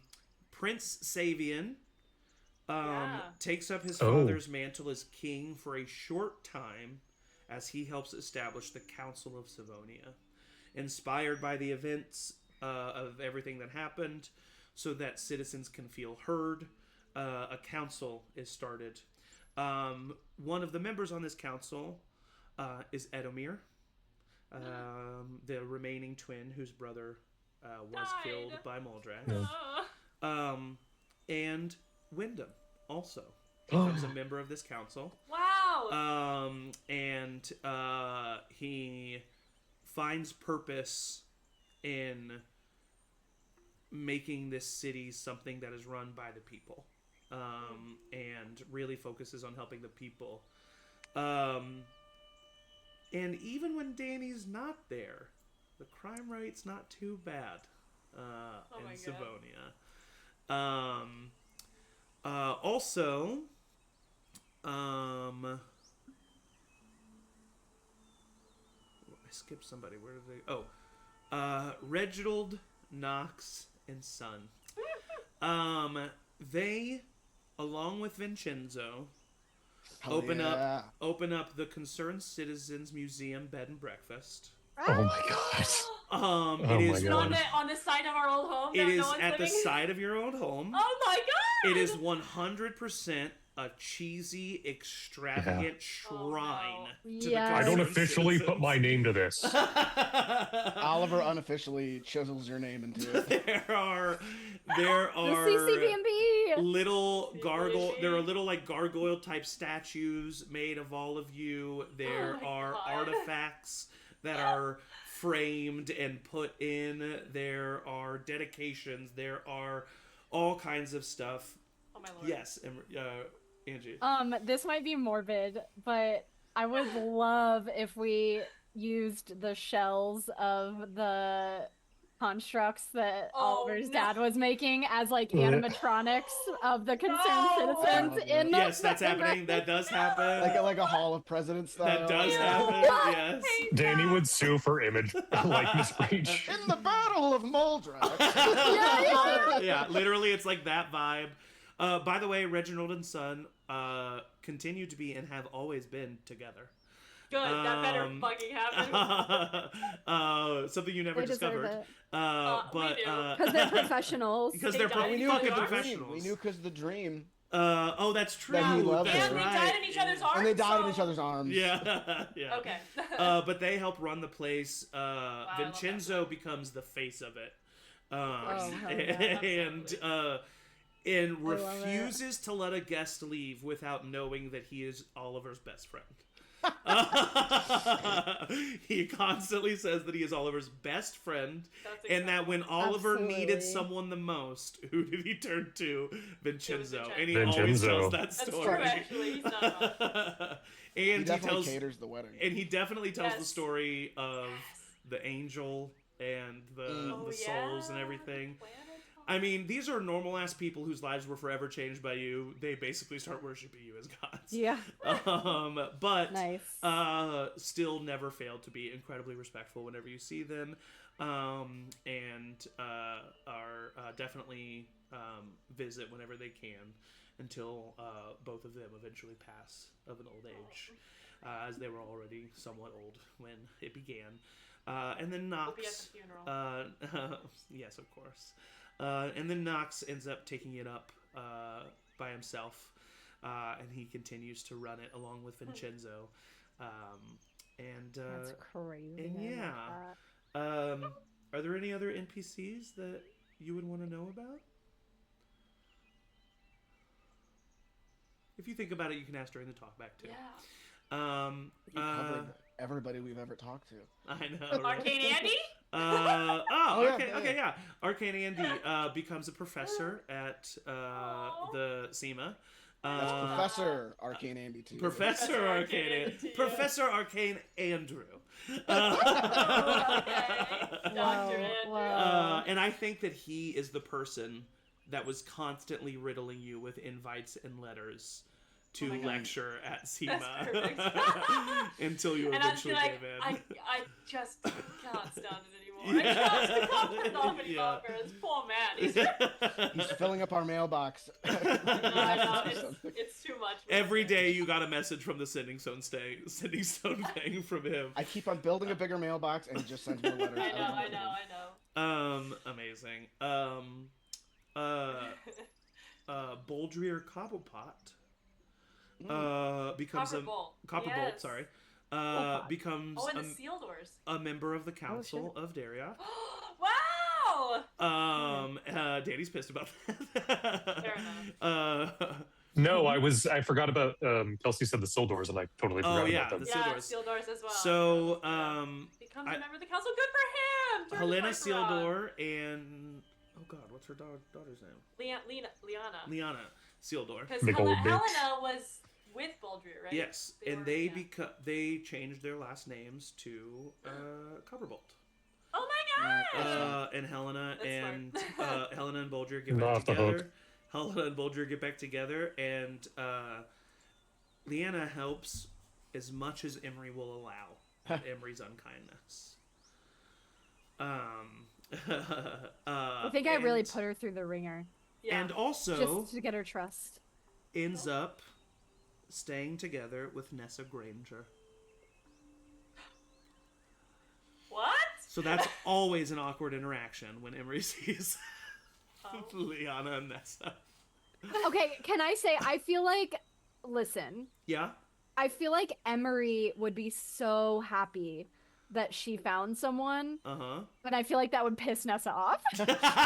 I think that's good. Yeah, I like that. Yeah. Nessa wanted her to be a little jealous. Yeah, I'd be literally, Emery's like, oh, good, I didn't break you, I didn't ruin you, I didn't whatever, like, I'm so happy, like, da-da-da, and then, like, I'm doing 900 other things, and I just turn around and Nessa's like, yeah. She stays obsessed. Yeah. Listen, I get it. All right, let's hear him, Eric. Okay. Oh, well, Emory got my pins. My pins. Rowina, and he's gonna send packages and letters because he's got kids now. He can't be traveling all over the place. Rowina, you get a package and a letter. The letter just says, "You're truly one of the strongest and most powerful people I have ever met in my life." And you open up the package, and it is a long black overcoat with green lightning bolts sewn into the bottom. And in the note it says, Aeliana, I'm not going to lie, Aeliana put the lightning bolts on there, but I did put one of them myself. And you do see like a pretty bad lightning bolt. Amazing. There's also like a little activator in the lining or something that will cause a static electric shock that will make your hair stand up. Ooh. So that is what Rowina gets. I love that. Amazing. Danny, you get a small package, and the letter just says, Danny, I learned more about what it means to be a cleric from you than anyone else. And it is a symbol of Arn, holy symbol, that Oliver made. And you can tell that he made it out of one of his symbols of Brarnan. So you can kind of mold it into the symbol of Aaron. And Aeliana, he doesn't send you a package. He goes and I think, can I just say, whenever I get the package in the mail, I think Abel might ask, like, who's it from? Danny would say, my best friend. And then Vincenzo appears behind you. What? No, I love that. That's so great. Oh my god. He takes you under to a tree that is on our property, and he gives you this. It's on a necklace. It is noticeably not made out of metal. It is made out of wood, and it's like this little cylinder of these like knotted wood, like just kind of all together. And he tells you, I've been working on this almost since we met. Trying to think of this. If you want, if you break this, you will age like a half elf. And I would like to give you the gift of time. Yeah. He breaks it immediately. I love that. I love that, like, sweet little, usually contemplative Aeliana has this pure chaotic moment like, yes. Thank you. Let it relieve. Do you want to say? Or do you want to yeah, say? but what you do learn is that in order to do that, Oliver did give up some of his magic. What? And he can no longer bring people back from dead. Oh. But he happily does it. That's the most beautiful thing that's ever been done. That's right, Sybil. No get out of jail free cards. Yeah. Hope nothing happens to one of their kids in a few years. Yep. Those are the gifts. So yeah, it's a very Arwen Aragorn moment as Oliver gives that up in exchange for Aeliana. And then Oliver dies the next day. He gets a really bad cold and dies. No. That'd be so funny. No. I do want to say, just because I feel like it should be known by everybody, that Oliver asked me and tried to bring back Aiden. Not Aiden. Kiernan. Oh. Because he could with the same spell that brought back his mom. Oh, wow. But I told him, And who knows narratively how this happened, how you figured this out, or who knows if you tried or you prayed about it or whatever, but Kiernan would not want to return. He is with his father, and he does not want to leave his father alone. So I just wanted to say that was a thing that he thought about and tried, but I think Kiernan would not want to do that. Yeah. That's beautiful. Amazing. She'll see them someday. Well. Damn. Wow. As this story finishes and wraps up here, we see Danny and Abel walking through the streets of some city, laughing and pointing at something in the downtime before Danny has to appear at his next show. We see Aeliana and Oliver at a festival in Ronhar where Oliver is telling a bunch of young kids about being the Phantom Detective and what it means, and Aeliana is running a face painting booth where she's painting all the little kids' faces. We see Rowina and Ellie giggling and laughing with one another as they kneel at a garden that they are both tending to themselves. And we see Emory sitting in the city of Danrek, standing on a vantage point as he overlooks the city in which he grew up, and he unsheaths a hooked dagger, and he looks at it, and he kind of raises it up so that he's looking at it and the city. And just then the clouds part and the sun shines, and you're blocking it with your dagger, and you sheath the dagger and the sun hits Emory's face, and we see this story fold closed, and we see an older Emory as he sits in a chair talking to a group of young brown and blonde haired kids, a group of little purple tieflings, as they all are gathered around, and Emory finishes the story of the Concerned Citizens. That's the end. Yay! Yay! Great job, Zach. Thank you. Yeah. Thank you. Wow. Wow. Jeez Louise. Wow. Amazing. Wow. This is a tough one. This is a I tough know. one. Yeah, It this is. was this definitely. I was telling Michael the other day, I was like, thank God we have campaign 4, or else this would really suck. Yeah. I'm so happy that we get to that this world will get to continue and evolve. And Yeah. Me too. I And really I can't like this wait one. for I can't wait for the people in the next campaign to see It's gonna be so good. the remnants gonna be of, so Just good. as much as we did. of things that you guys did and the ways that you guys affected the world, and it's gonna be great. I can't wait. All right, well, I guess this unofficially kind of starts the talkback. Oh. I don't know. I don't even know where to Jeez. begin. I know. There was so. What does one say? I don't know. I think maybe we just start with let's just talk about some moments that come to our mind and moments that we remember about this campaign and moments that we really loved.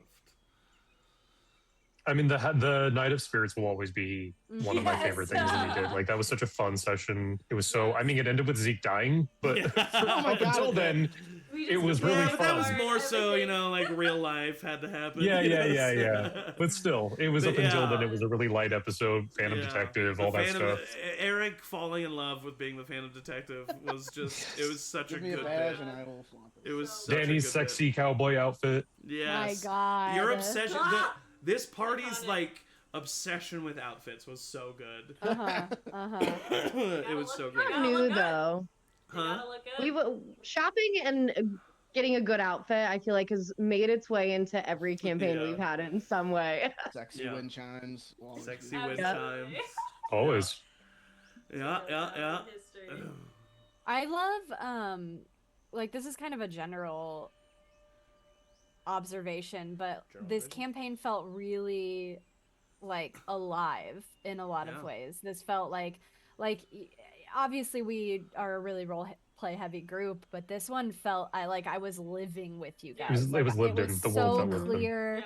Like our relationships were so like we started as strangers, and the amount of time that we took to become friends, like we were kind of skeptical of each other, and it was awkward at first, and like we were learning about each other, and then there was like some growing pains, and then the fights and the arguments and like all of that just felt it felt very dynamic and very alive for the whole time. Truth or trial and like a lot of things happened during a lot of things Truth or trial. A lot of usually emotionally sad things happened. I'm happy. It was bringing your dad back for a bit. Sure. But even just like watching Oliver and Aeliana's relationship go from like we are kind of liking each other, and then like okay, but we have this friend who is kind of hurt by this, and like how do we be sensitive to each other but also like not relinquish like our happiness, and then like oh, there's this person who is my sister who I like as a person but now is my sister, and now we have to like figure out our parental like it was just all of it was so stretched out in such a good way. And by the way, like, I can say now, officially, that the reason that Aeliana and Rowina are twins is because of Michael. Oh, you mean Emory and Rowina? Yeah. Wow. It's because of Michael? Yes, because... Oh, did he make the joke? I just so happened to make a reveal... Like, it just so happened to be talked about that you guys were both orphans, or that, like, you guys were both orphans from the same area or something. And Michael kind of jokingly was like... He kind of, like, looked weird. He was like, are you guys, like, related or twins or something like that? And then it was in that moment that I went, yup. You are now. So I just had to reveal that was not something I planned from the beginning. It's something you're welcome. Just a really fun I love thing. It. Yeah. Oh, I love it. Yeah. I mean, there was so many. There was so much stuff that you guys did that was just like... Truly, I think one of the most like. I keep looking back on it being like, that would be so crazy to witness in real life. Nessa's dumping was so humiliating for her. At the top of a lighthouse? One of the most romantic spots in the She had to run down from the top of a lighthouse sobbing and like out into the city streets. And I think about that. And I wish I could say that I was doing better at dating, but it's kind of just reflecting life. Yeah. I mean, I last campaign we had May have that awkward breakup with what's his face when we got back from the thing. Oh, the brother boyfriend? Yep. Yeah, the nice guy. Yep. Oh no, that was Leaf. The, that was Leaf. Yeah. Leaf. Yeah. Who was responsible for like ushering us safely to another realm or something? That was bad. We that was like, bad. Don't. But so campaign 4 needs a messy breakup. Yeah. I guess so. I guess I gotta continue. The trend's gotta continue. I think that, one thing that it's harder for you guys to see because you're in it so much, and like you just said, you lived it so much, is the growth that your characters had. I mean, it's so crazy to think about when you really put it into perspective. Like, Oliver was a cursed, confused man who lived in a bakery shop. And was trying to be a private investigator. Oh, right. And is now like a city leader, blacksmith, hero. He's a dad.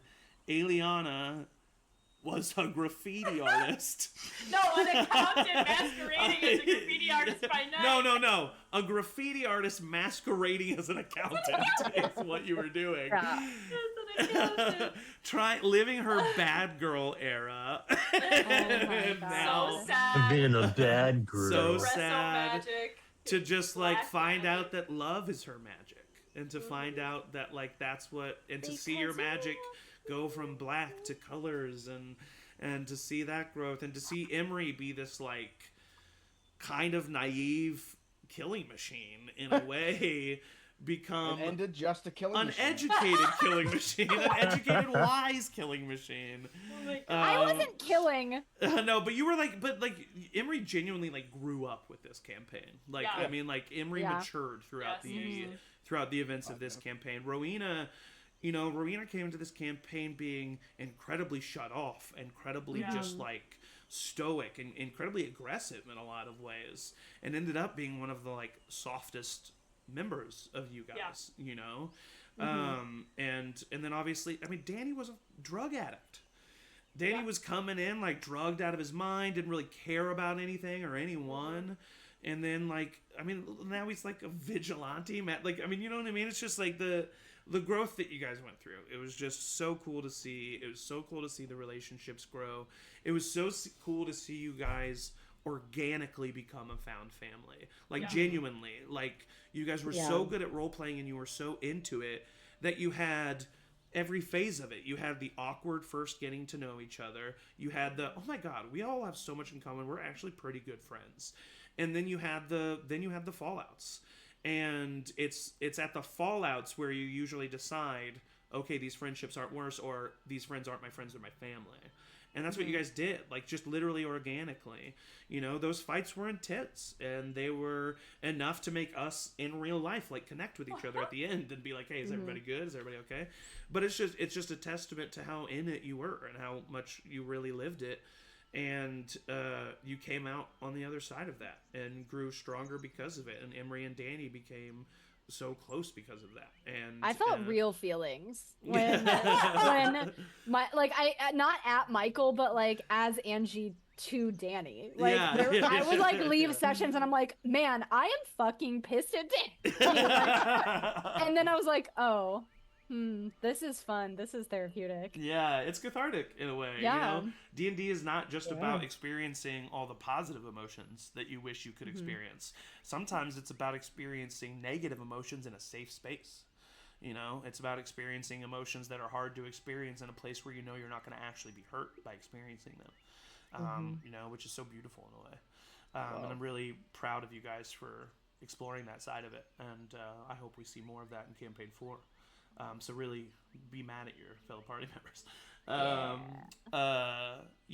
mean, and just also seeing the way you guys grew mechanically. I mean, you got your ass kicked by Vox. Oh my God. I mean, one Goliath dude I remember being invisible or something, like crawling up the stairs. There was in smoke. a fog cloud, and like it was smoke screen. You did a smoke screen and you were like below it. I went unconscious on one hit. You definitely learned to start planning. And then you started learning to plan a little too much, and then you finally found the balance. You finally found the balance of like, hey, this is the plan. If it goes wrong, it goes wrong.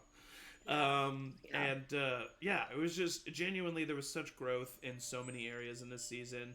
Seeing the way you guys interacted with the NPCs, it was such a blessing as a DM to be able to like, you guys. I mean, yes, I gave them life, but you were able to give them so much more life by the way you interacted with them. And there was just so many great stories told, the whole Danny Oliver thing was so poignant and so real and relatable. Didn't think I'd be in a love triangle. Yeah. And I mean, and also like, I know that we've had relationships and kind of romantic stuff happen in past campaigns, but like, there was something special about Aeliana and Oliver, and it was really romantic, and I mean, it literally got us our first fan art.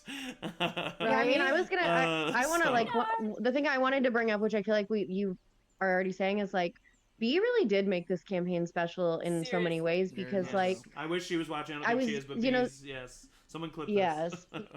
Zach and I were talking about. I was just talking about being sad about not being in Campaign 4, and I was like, but really, I'm sad about leaving Rowina. Like, I wouldn't be playing Rowina in Campaign 4, so like that's a lot of the sadness I'm feeling. And I think, I mean, Rowina would be an important character to me anyway, but the fact that like, we got fan art and that inspired somebody to make something, like really took this campaign and these characters to a different level. I agree. I think, at least for me, when that happened, I was like, okay, now somebody's watching I gotta give a good show. For I sure. gotta No, make it's true. smart. Though. It was It's really true. motivating. Yeah. Well, and you know, And I it know. stops being something that's just like important Right. in your brain and living in your brain. Like the Yeah. idea that somebody else spent time Yeah. on something that you just like created And that's I know just it, so no, cool. it's so So true. cool. It's so true, and I know it sounds cheesy, but it's true, and you guys need to accept it. Like, we genuinely, we like. I know we say it, but like, recognize it. Like, we're storytellers, and it's a very important role in society. In my opinion, it's the most ancient role that has ever existed, other than prostitution. Which is sex work. Which is going to be in campaign. I'm just kidding. That's where we start. Oops, all sex workers. But yeah, like I mean, I've said this on the stream before. I've said this to all of you. I'm sure I rant about this too much, but I think the difference between humans and every other animal on the planet, what makes us have souls, is our abilities to tell stories, and it's our abilities to pass down culture and morals and ethics through words and through emotions. So I think it's so important, and I think even if this campaign and this story, and even if it was one session, which it was way more than that, inspired one person, like I think that's so important. And I know of people who are watching this campaign on YouTube right now and who are like catching up and who have texted me about things, and who knows who's gonna find this in the future. You know, and I think it's important to tell stories, and even if no one watches, even if no one ever watches, it was important for us to tell these stories and to live in these stories. And I just think that's so great. Anything else anybody wants to talk about? I have a question. Yeah, you have any questions for for me? everybody? Or yeah, okay, yeah. For like, well, and you too, Zach. Yeah, no. But I, in kind of talking about how these characters are really cathartic to be able to like process emotions, negative or positive. I know I specifically built Emory on kind of things that are part of me that I am either having trouble or was having trouble accessing in my own life. And so it was really cathartic to like be this, you know, kid who doesn't really care about anything and lets others do things for him, and then goes off and kind of does his own thing. And so I'm wondering, like, for everybody else, like, what is a part of your character that you had trouble with, or that was hard for you to, like, you know, you're faced with a choice and you have to make it, and like in character had trouble maybe accessing because of who you are as like your own person, or like what was the biggest difference between you and your character? There's so many. I can lie. I'm not like, I mean, why? The biggest I think that like the main only thing that I feel like I have really in common with Danny is we both love being alone. Mm-hmm. I don't know. I think Let's see. Rowina and I are really similar, but like in terms of like situations, like in world, in game, the Damien stuff was really interesting for me. Mm-hmm. During the timeline of this campaign, I like cut my dad off in real life. And so for Rowena to be the one who is the forgiving one and the one who's not drawing that line was like a really interesting thing to play with real life stuff going on at the same time. Yeah. I feel like the older I've gotten, the more cynical I get in my own real life. Like I get a little grumpy and I'm like, oh, that's dumb. That I don't trust that. And I loved being Aeliana because she believed in the good in people always. And sometimes that was hard. It was like, oh no, she wouldn't judge this person. Like if they come to her in need, she's going to believe it, and she's going to try to help, and she's going to try to do the right thing. And I loved that. I loved putting that on every week. I'm like, I'm going to need to remember to do that, because it's like, it's good to just believe in the good in people. I think me and Oliver had a very, very similar as, I agree with that. Campaign 4 is where it's going to hit real close to home for me. Yeah. Oh, yeah. Okay. Oh, some teasing. Yeah. Teasing.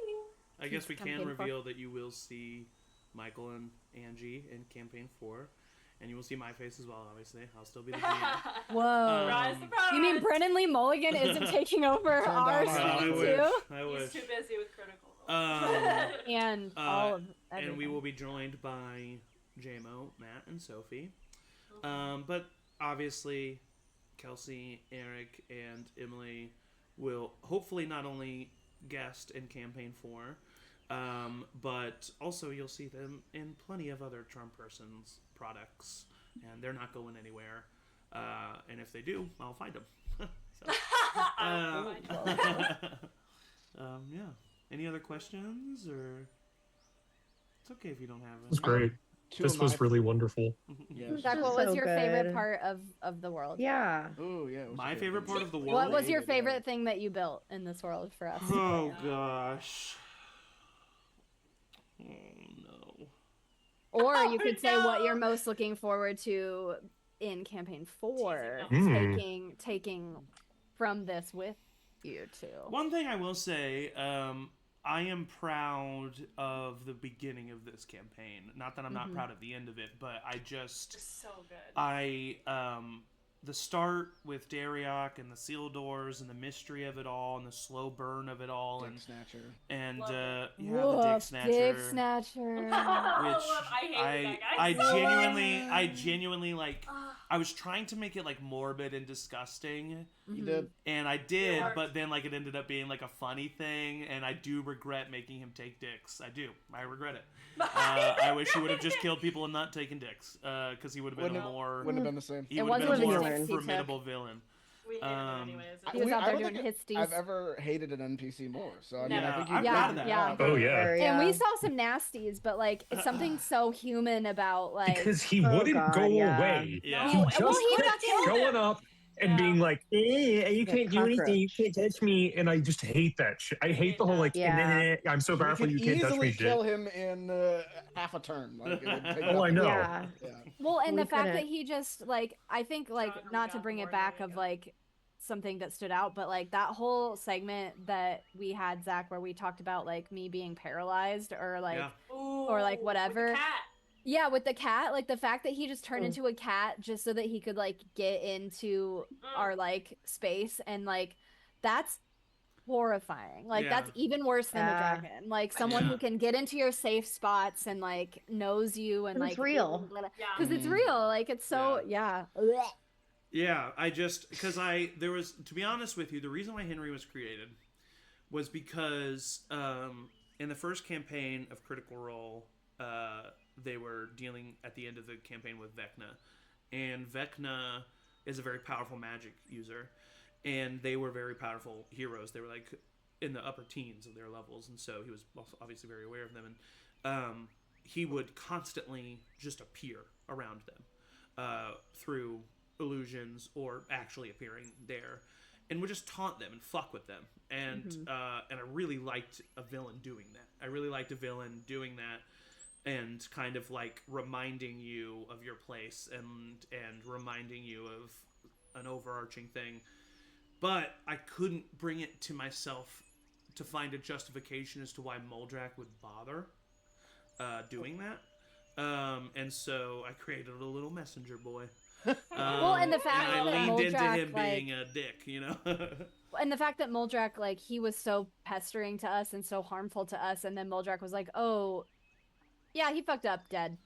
Yeah, everything that we were like, we couldn't even do that. Like, all of the threats, do we need all this of guy? the threats that Danny said about like, well, what if we just like it was all true. Like, you know, like he genuinely, Muldrak didn't give a shit about him, but you just had no way of knowing if that was the truth or not. You know what I mean? There's too much at stake. There was too much at stake. So much at stake. Yeah. But yeah, I like the world in general, to be honest, and I just think it feels very lived in, and I think a part of that's because of you guys, and you know, your backstories really helped fill things, and yeah. Can I ask a question that connects to this? Please. Zach, I think there's several answers to this, but like, what's one thing that really sticks out in your mind as something that like a choice that we made that really shaped the direction you chose to take the world? It's a good question. I would say,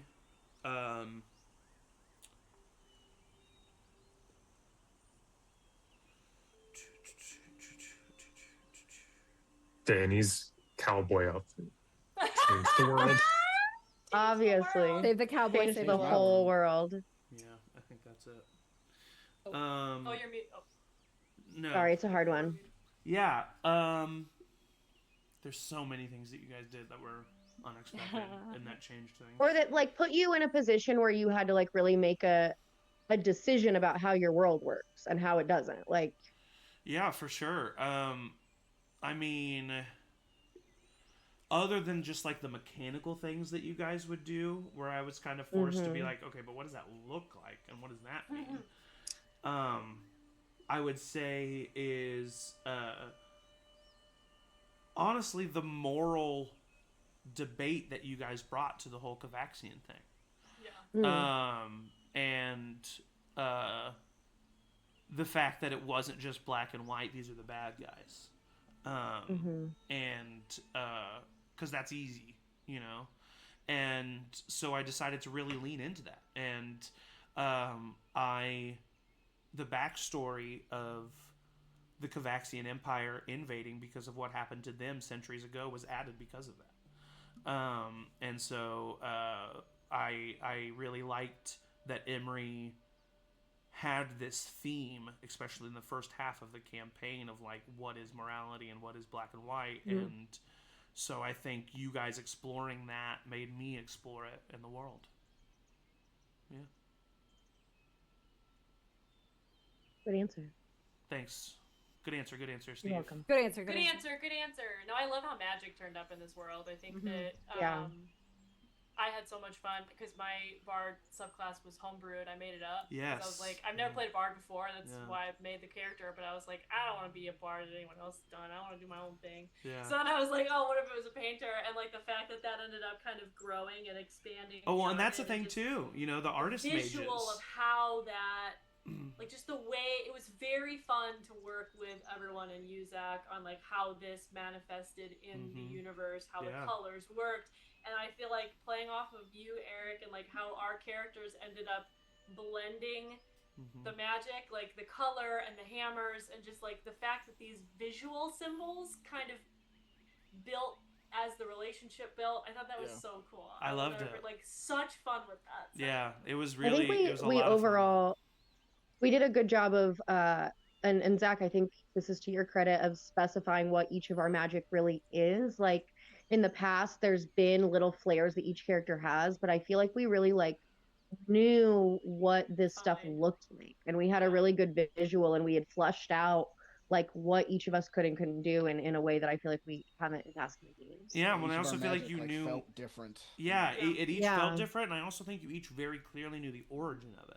Like, you know, like Oliver's very clearly was divine magic from Brarnin. Aeliana's was very clearly being an artist mage, which comes from the Feywild.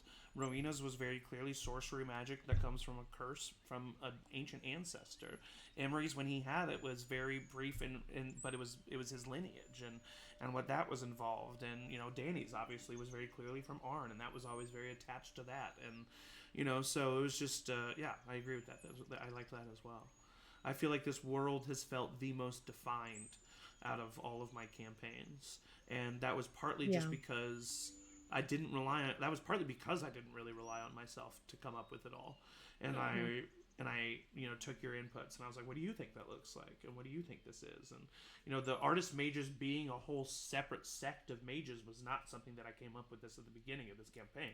That was something I came up with through seeing the way Aeliana did it, and you know, I started because I loved the way her magic looked, and I was like, what if other art mediums had that magic? Like, what if?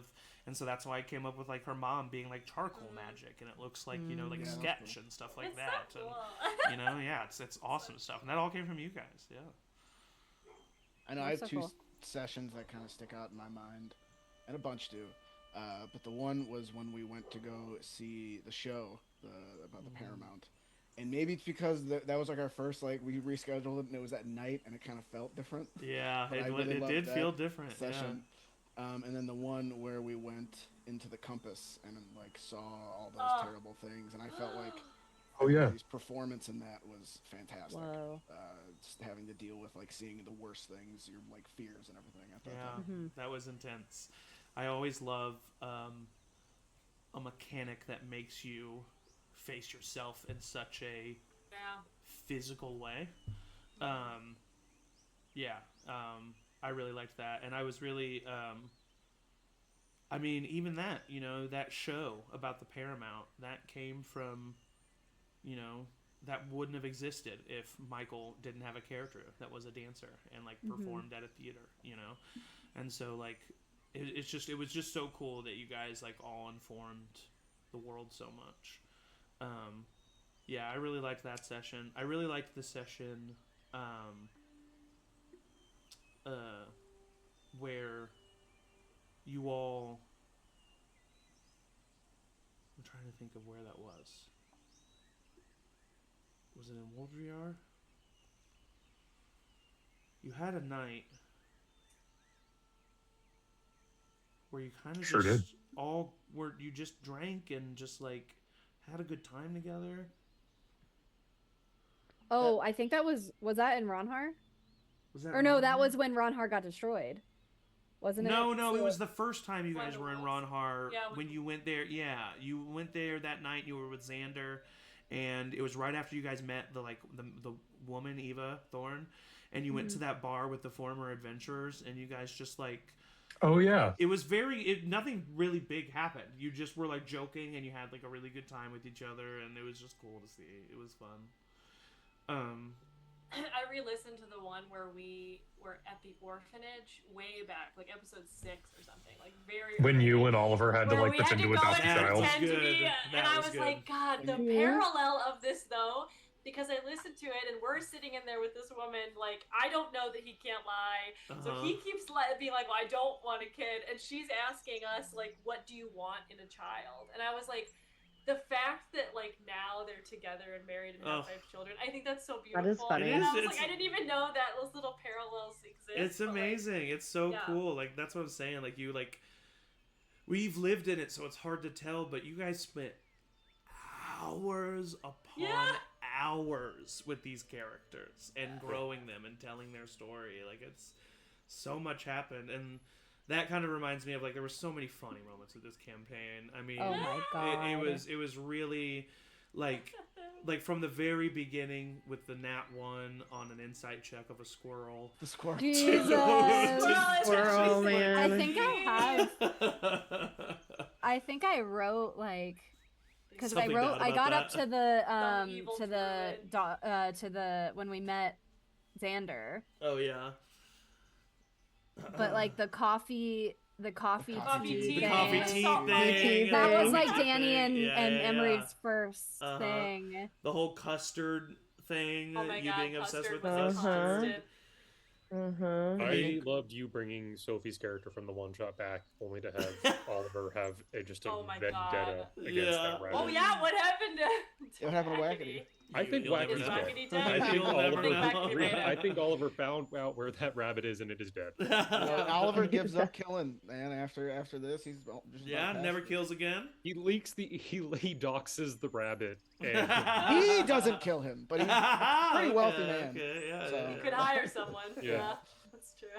Oh my God.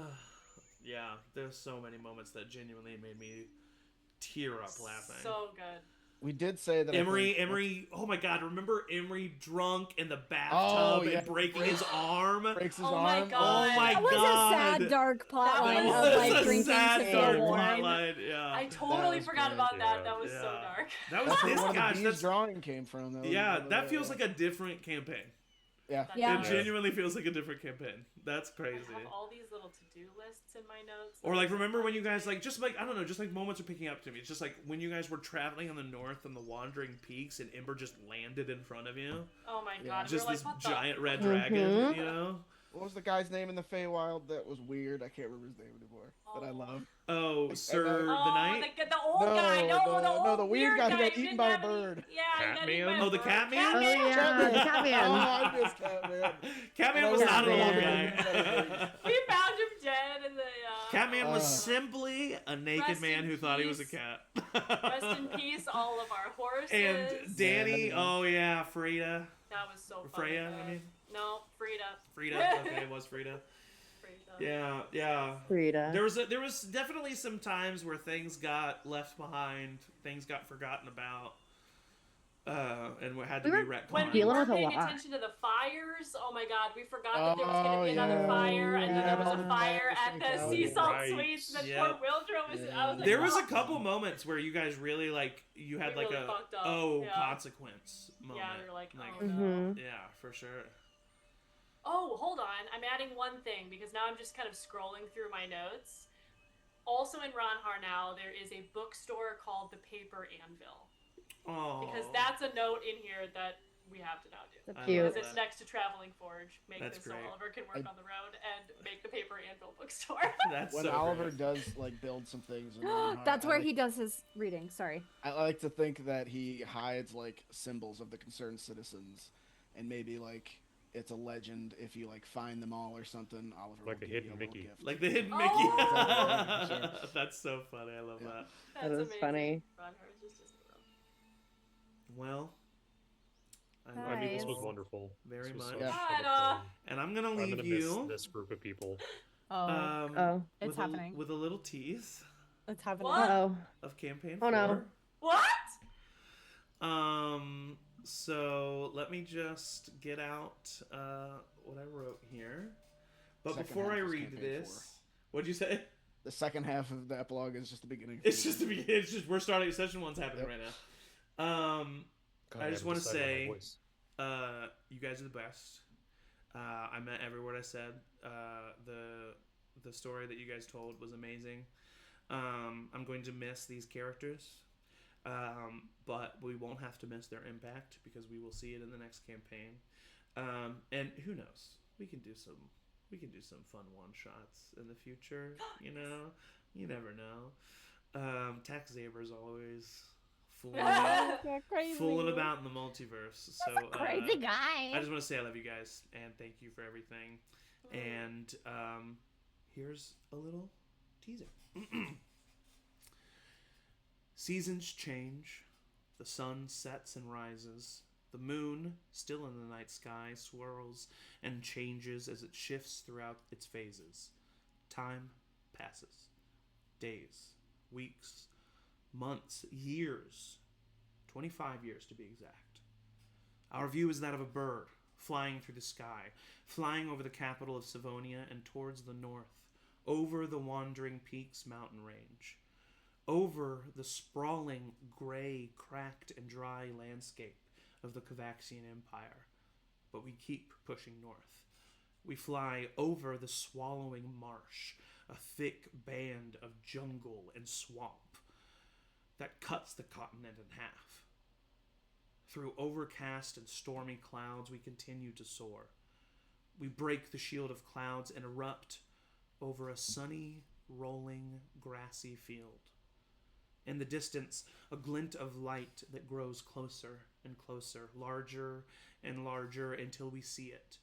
A massive city, 3 times the size of the Savonian capital. Towering metal and stone structures create a landscape of reflective light and colors. Far below, we see people of all species, all walks of life, wandering through the winding maze-like streets. This is the city of Crosshaven. Our vision shifts. We see a figure standing, facing the entrance of the city. Messy, dark red hair falls on the figure's head. As we get closer, the figure looks over his shoulder. We see the faintest glint of hazel green eyes. Our vision shifts again. We see an armored figure standing over a sheathed sword. He stares at it, contemplating, debating, before stealing it to his side. Our vision shifts again. We see a cloaked figure walking down a dark street. Strange melodic music played on a string instrument can be heard. The smell of smoke. And not the sound of boots, but of hooves striking stone. We see another figure hunched over a table. The figure leans back and stretches against the chair they sit in. They take off their pair of wire-framed spectacles and place them on the book that they are reading. It is a spell book. Our vision shifts once more. We see another figure working on something. Tinkering. She's in a workshop. A book is beside her for her notes. We can hear the clank of metal, the turning of gears, but our vision is blocked by another figure that strides across our point of view, obscured by the lack of light, but large and made of metal. Our vision shifts one final time to that of an alleyway. Rain begins to fall, and we follow a small puddle-like stream that winds its way further down the alley. It begins to darken and cloud with red. We reach the end of this stream and we see a body laying dead, eyes open with fear.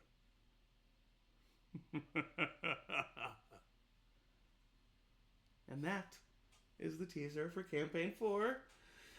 So thank you all so much for joining and for watching. Thank you to my players, the best players a GM can ask for. I say it every time, but I mean it especially today. And as always, and for some of us for the final time, everyone say bye. Bye.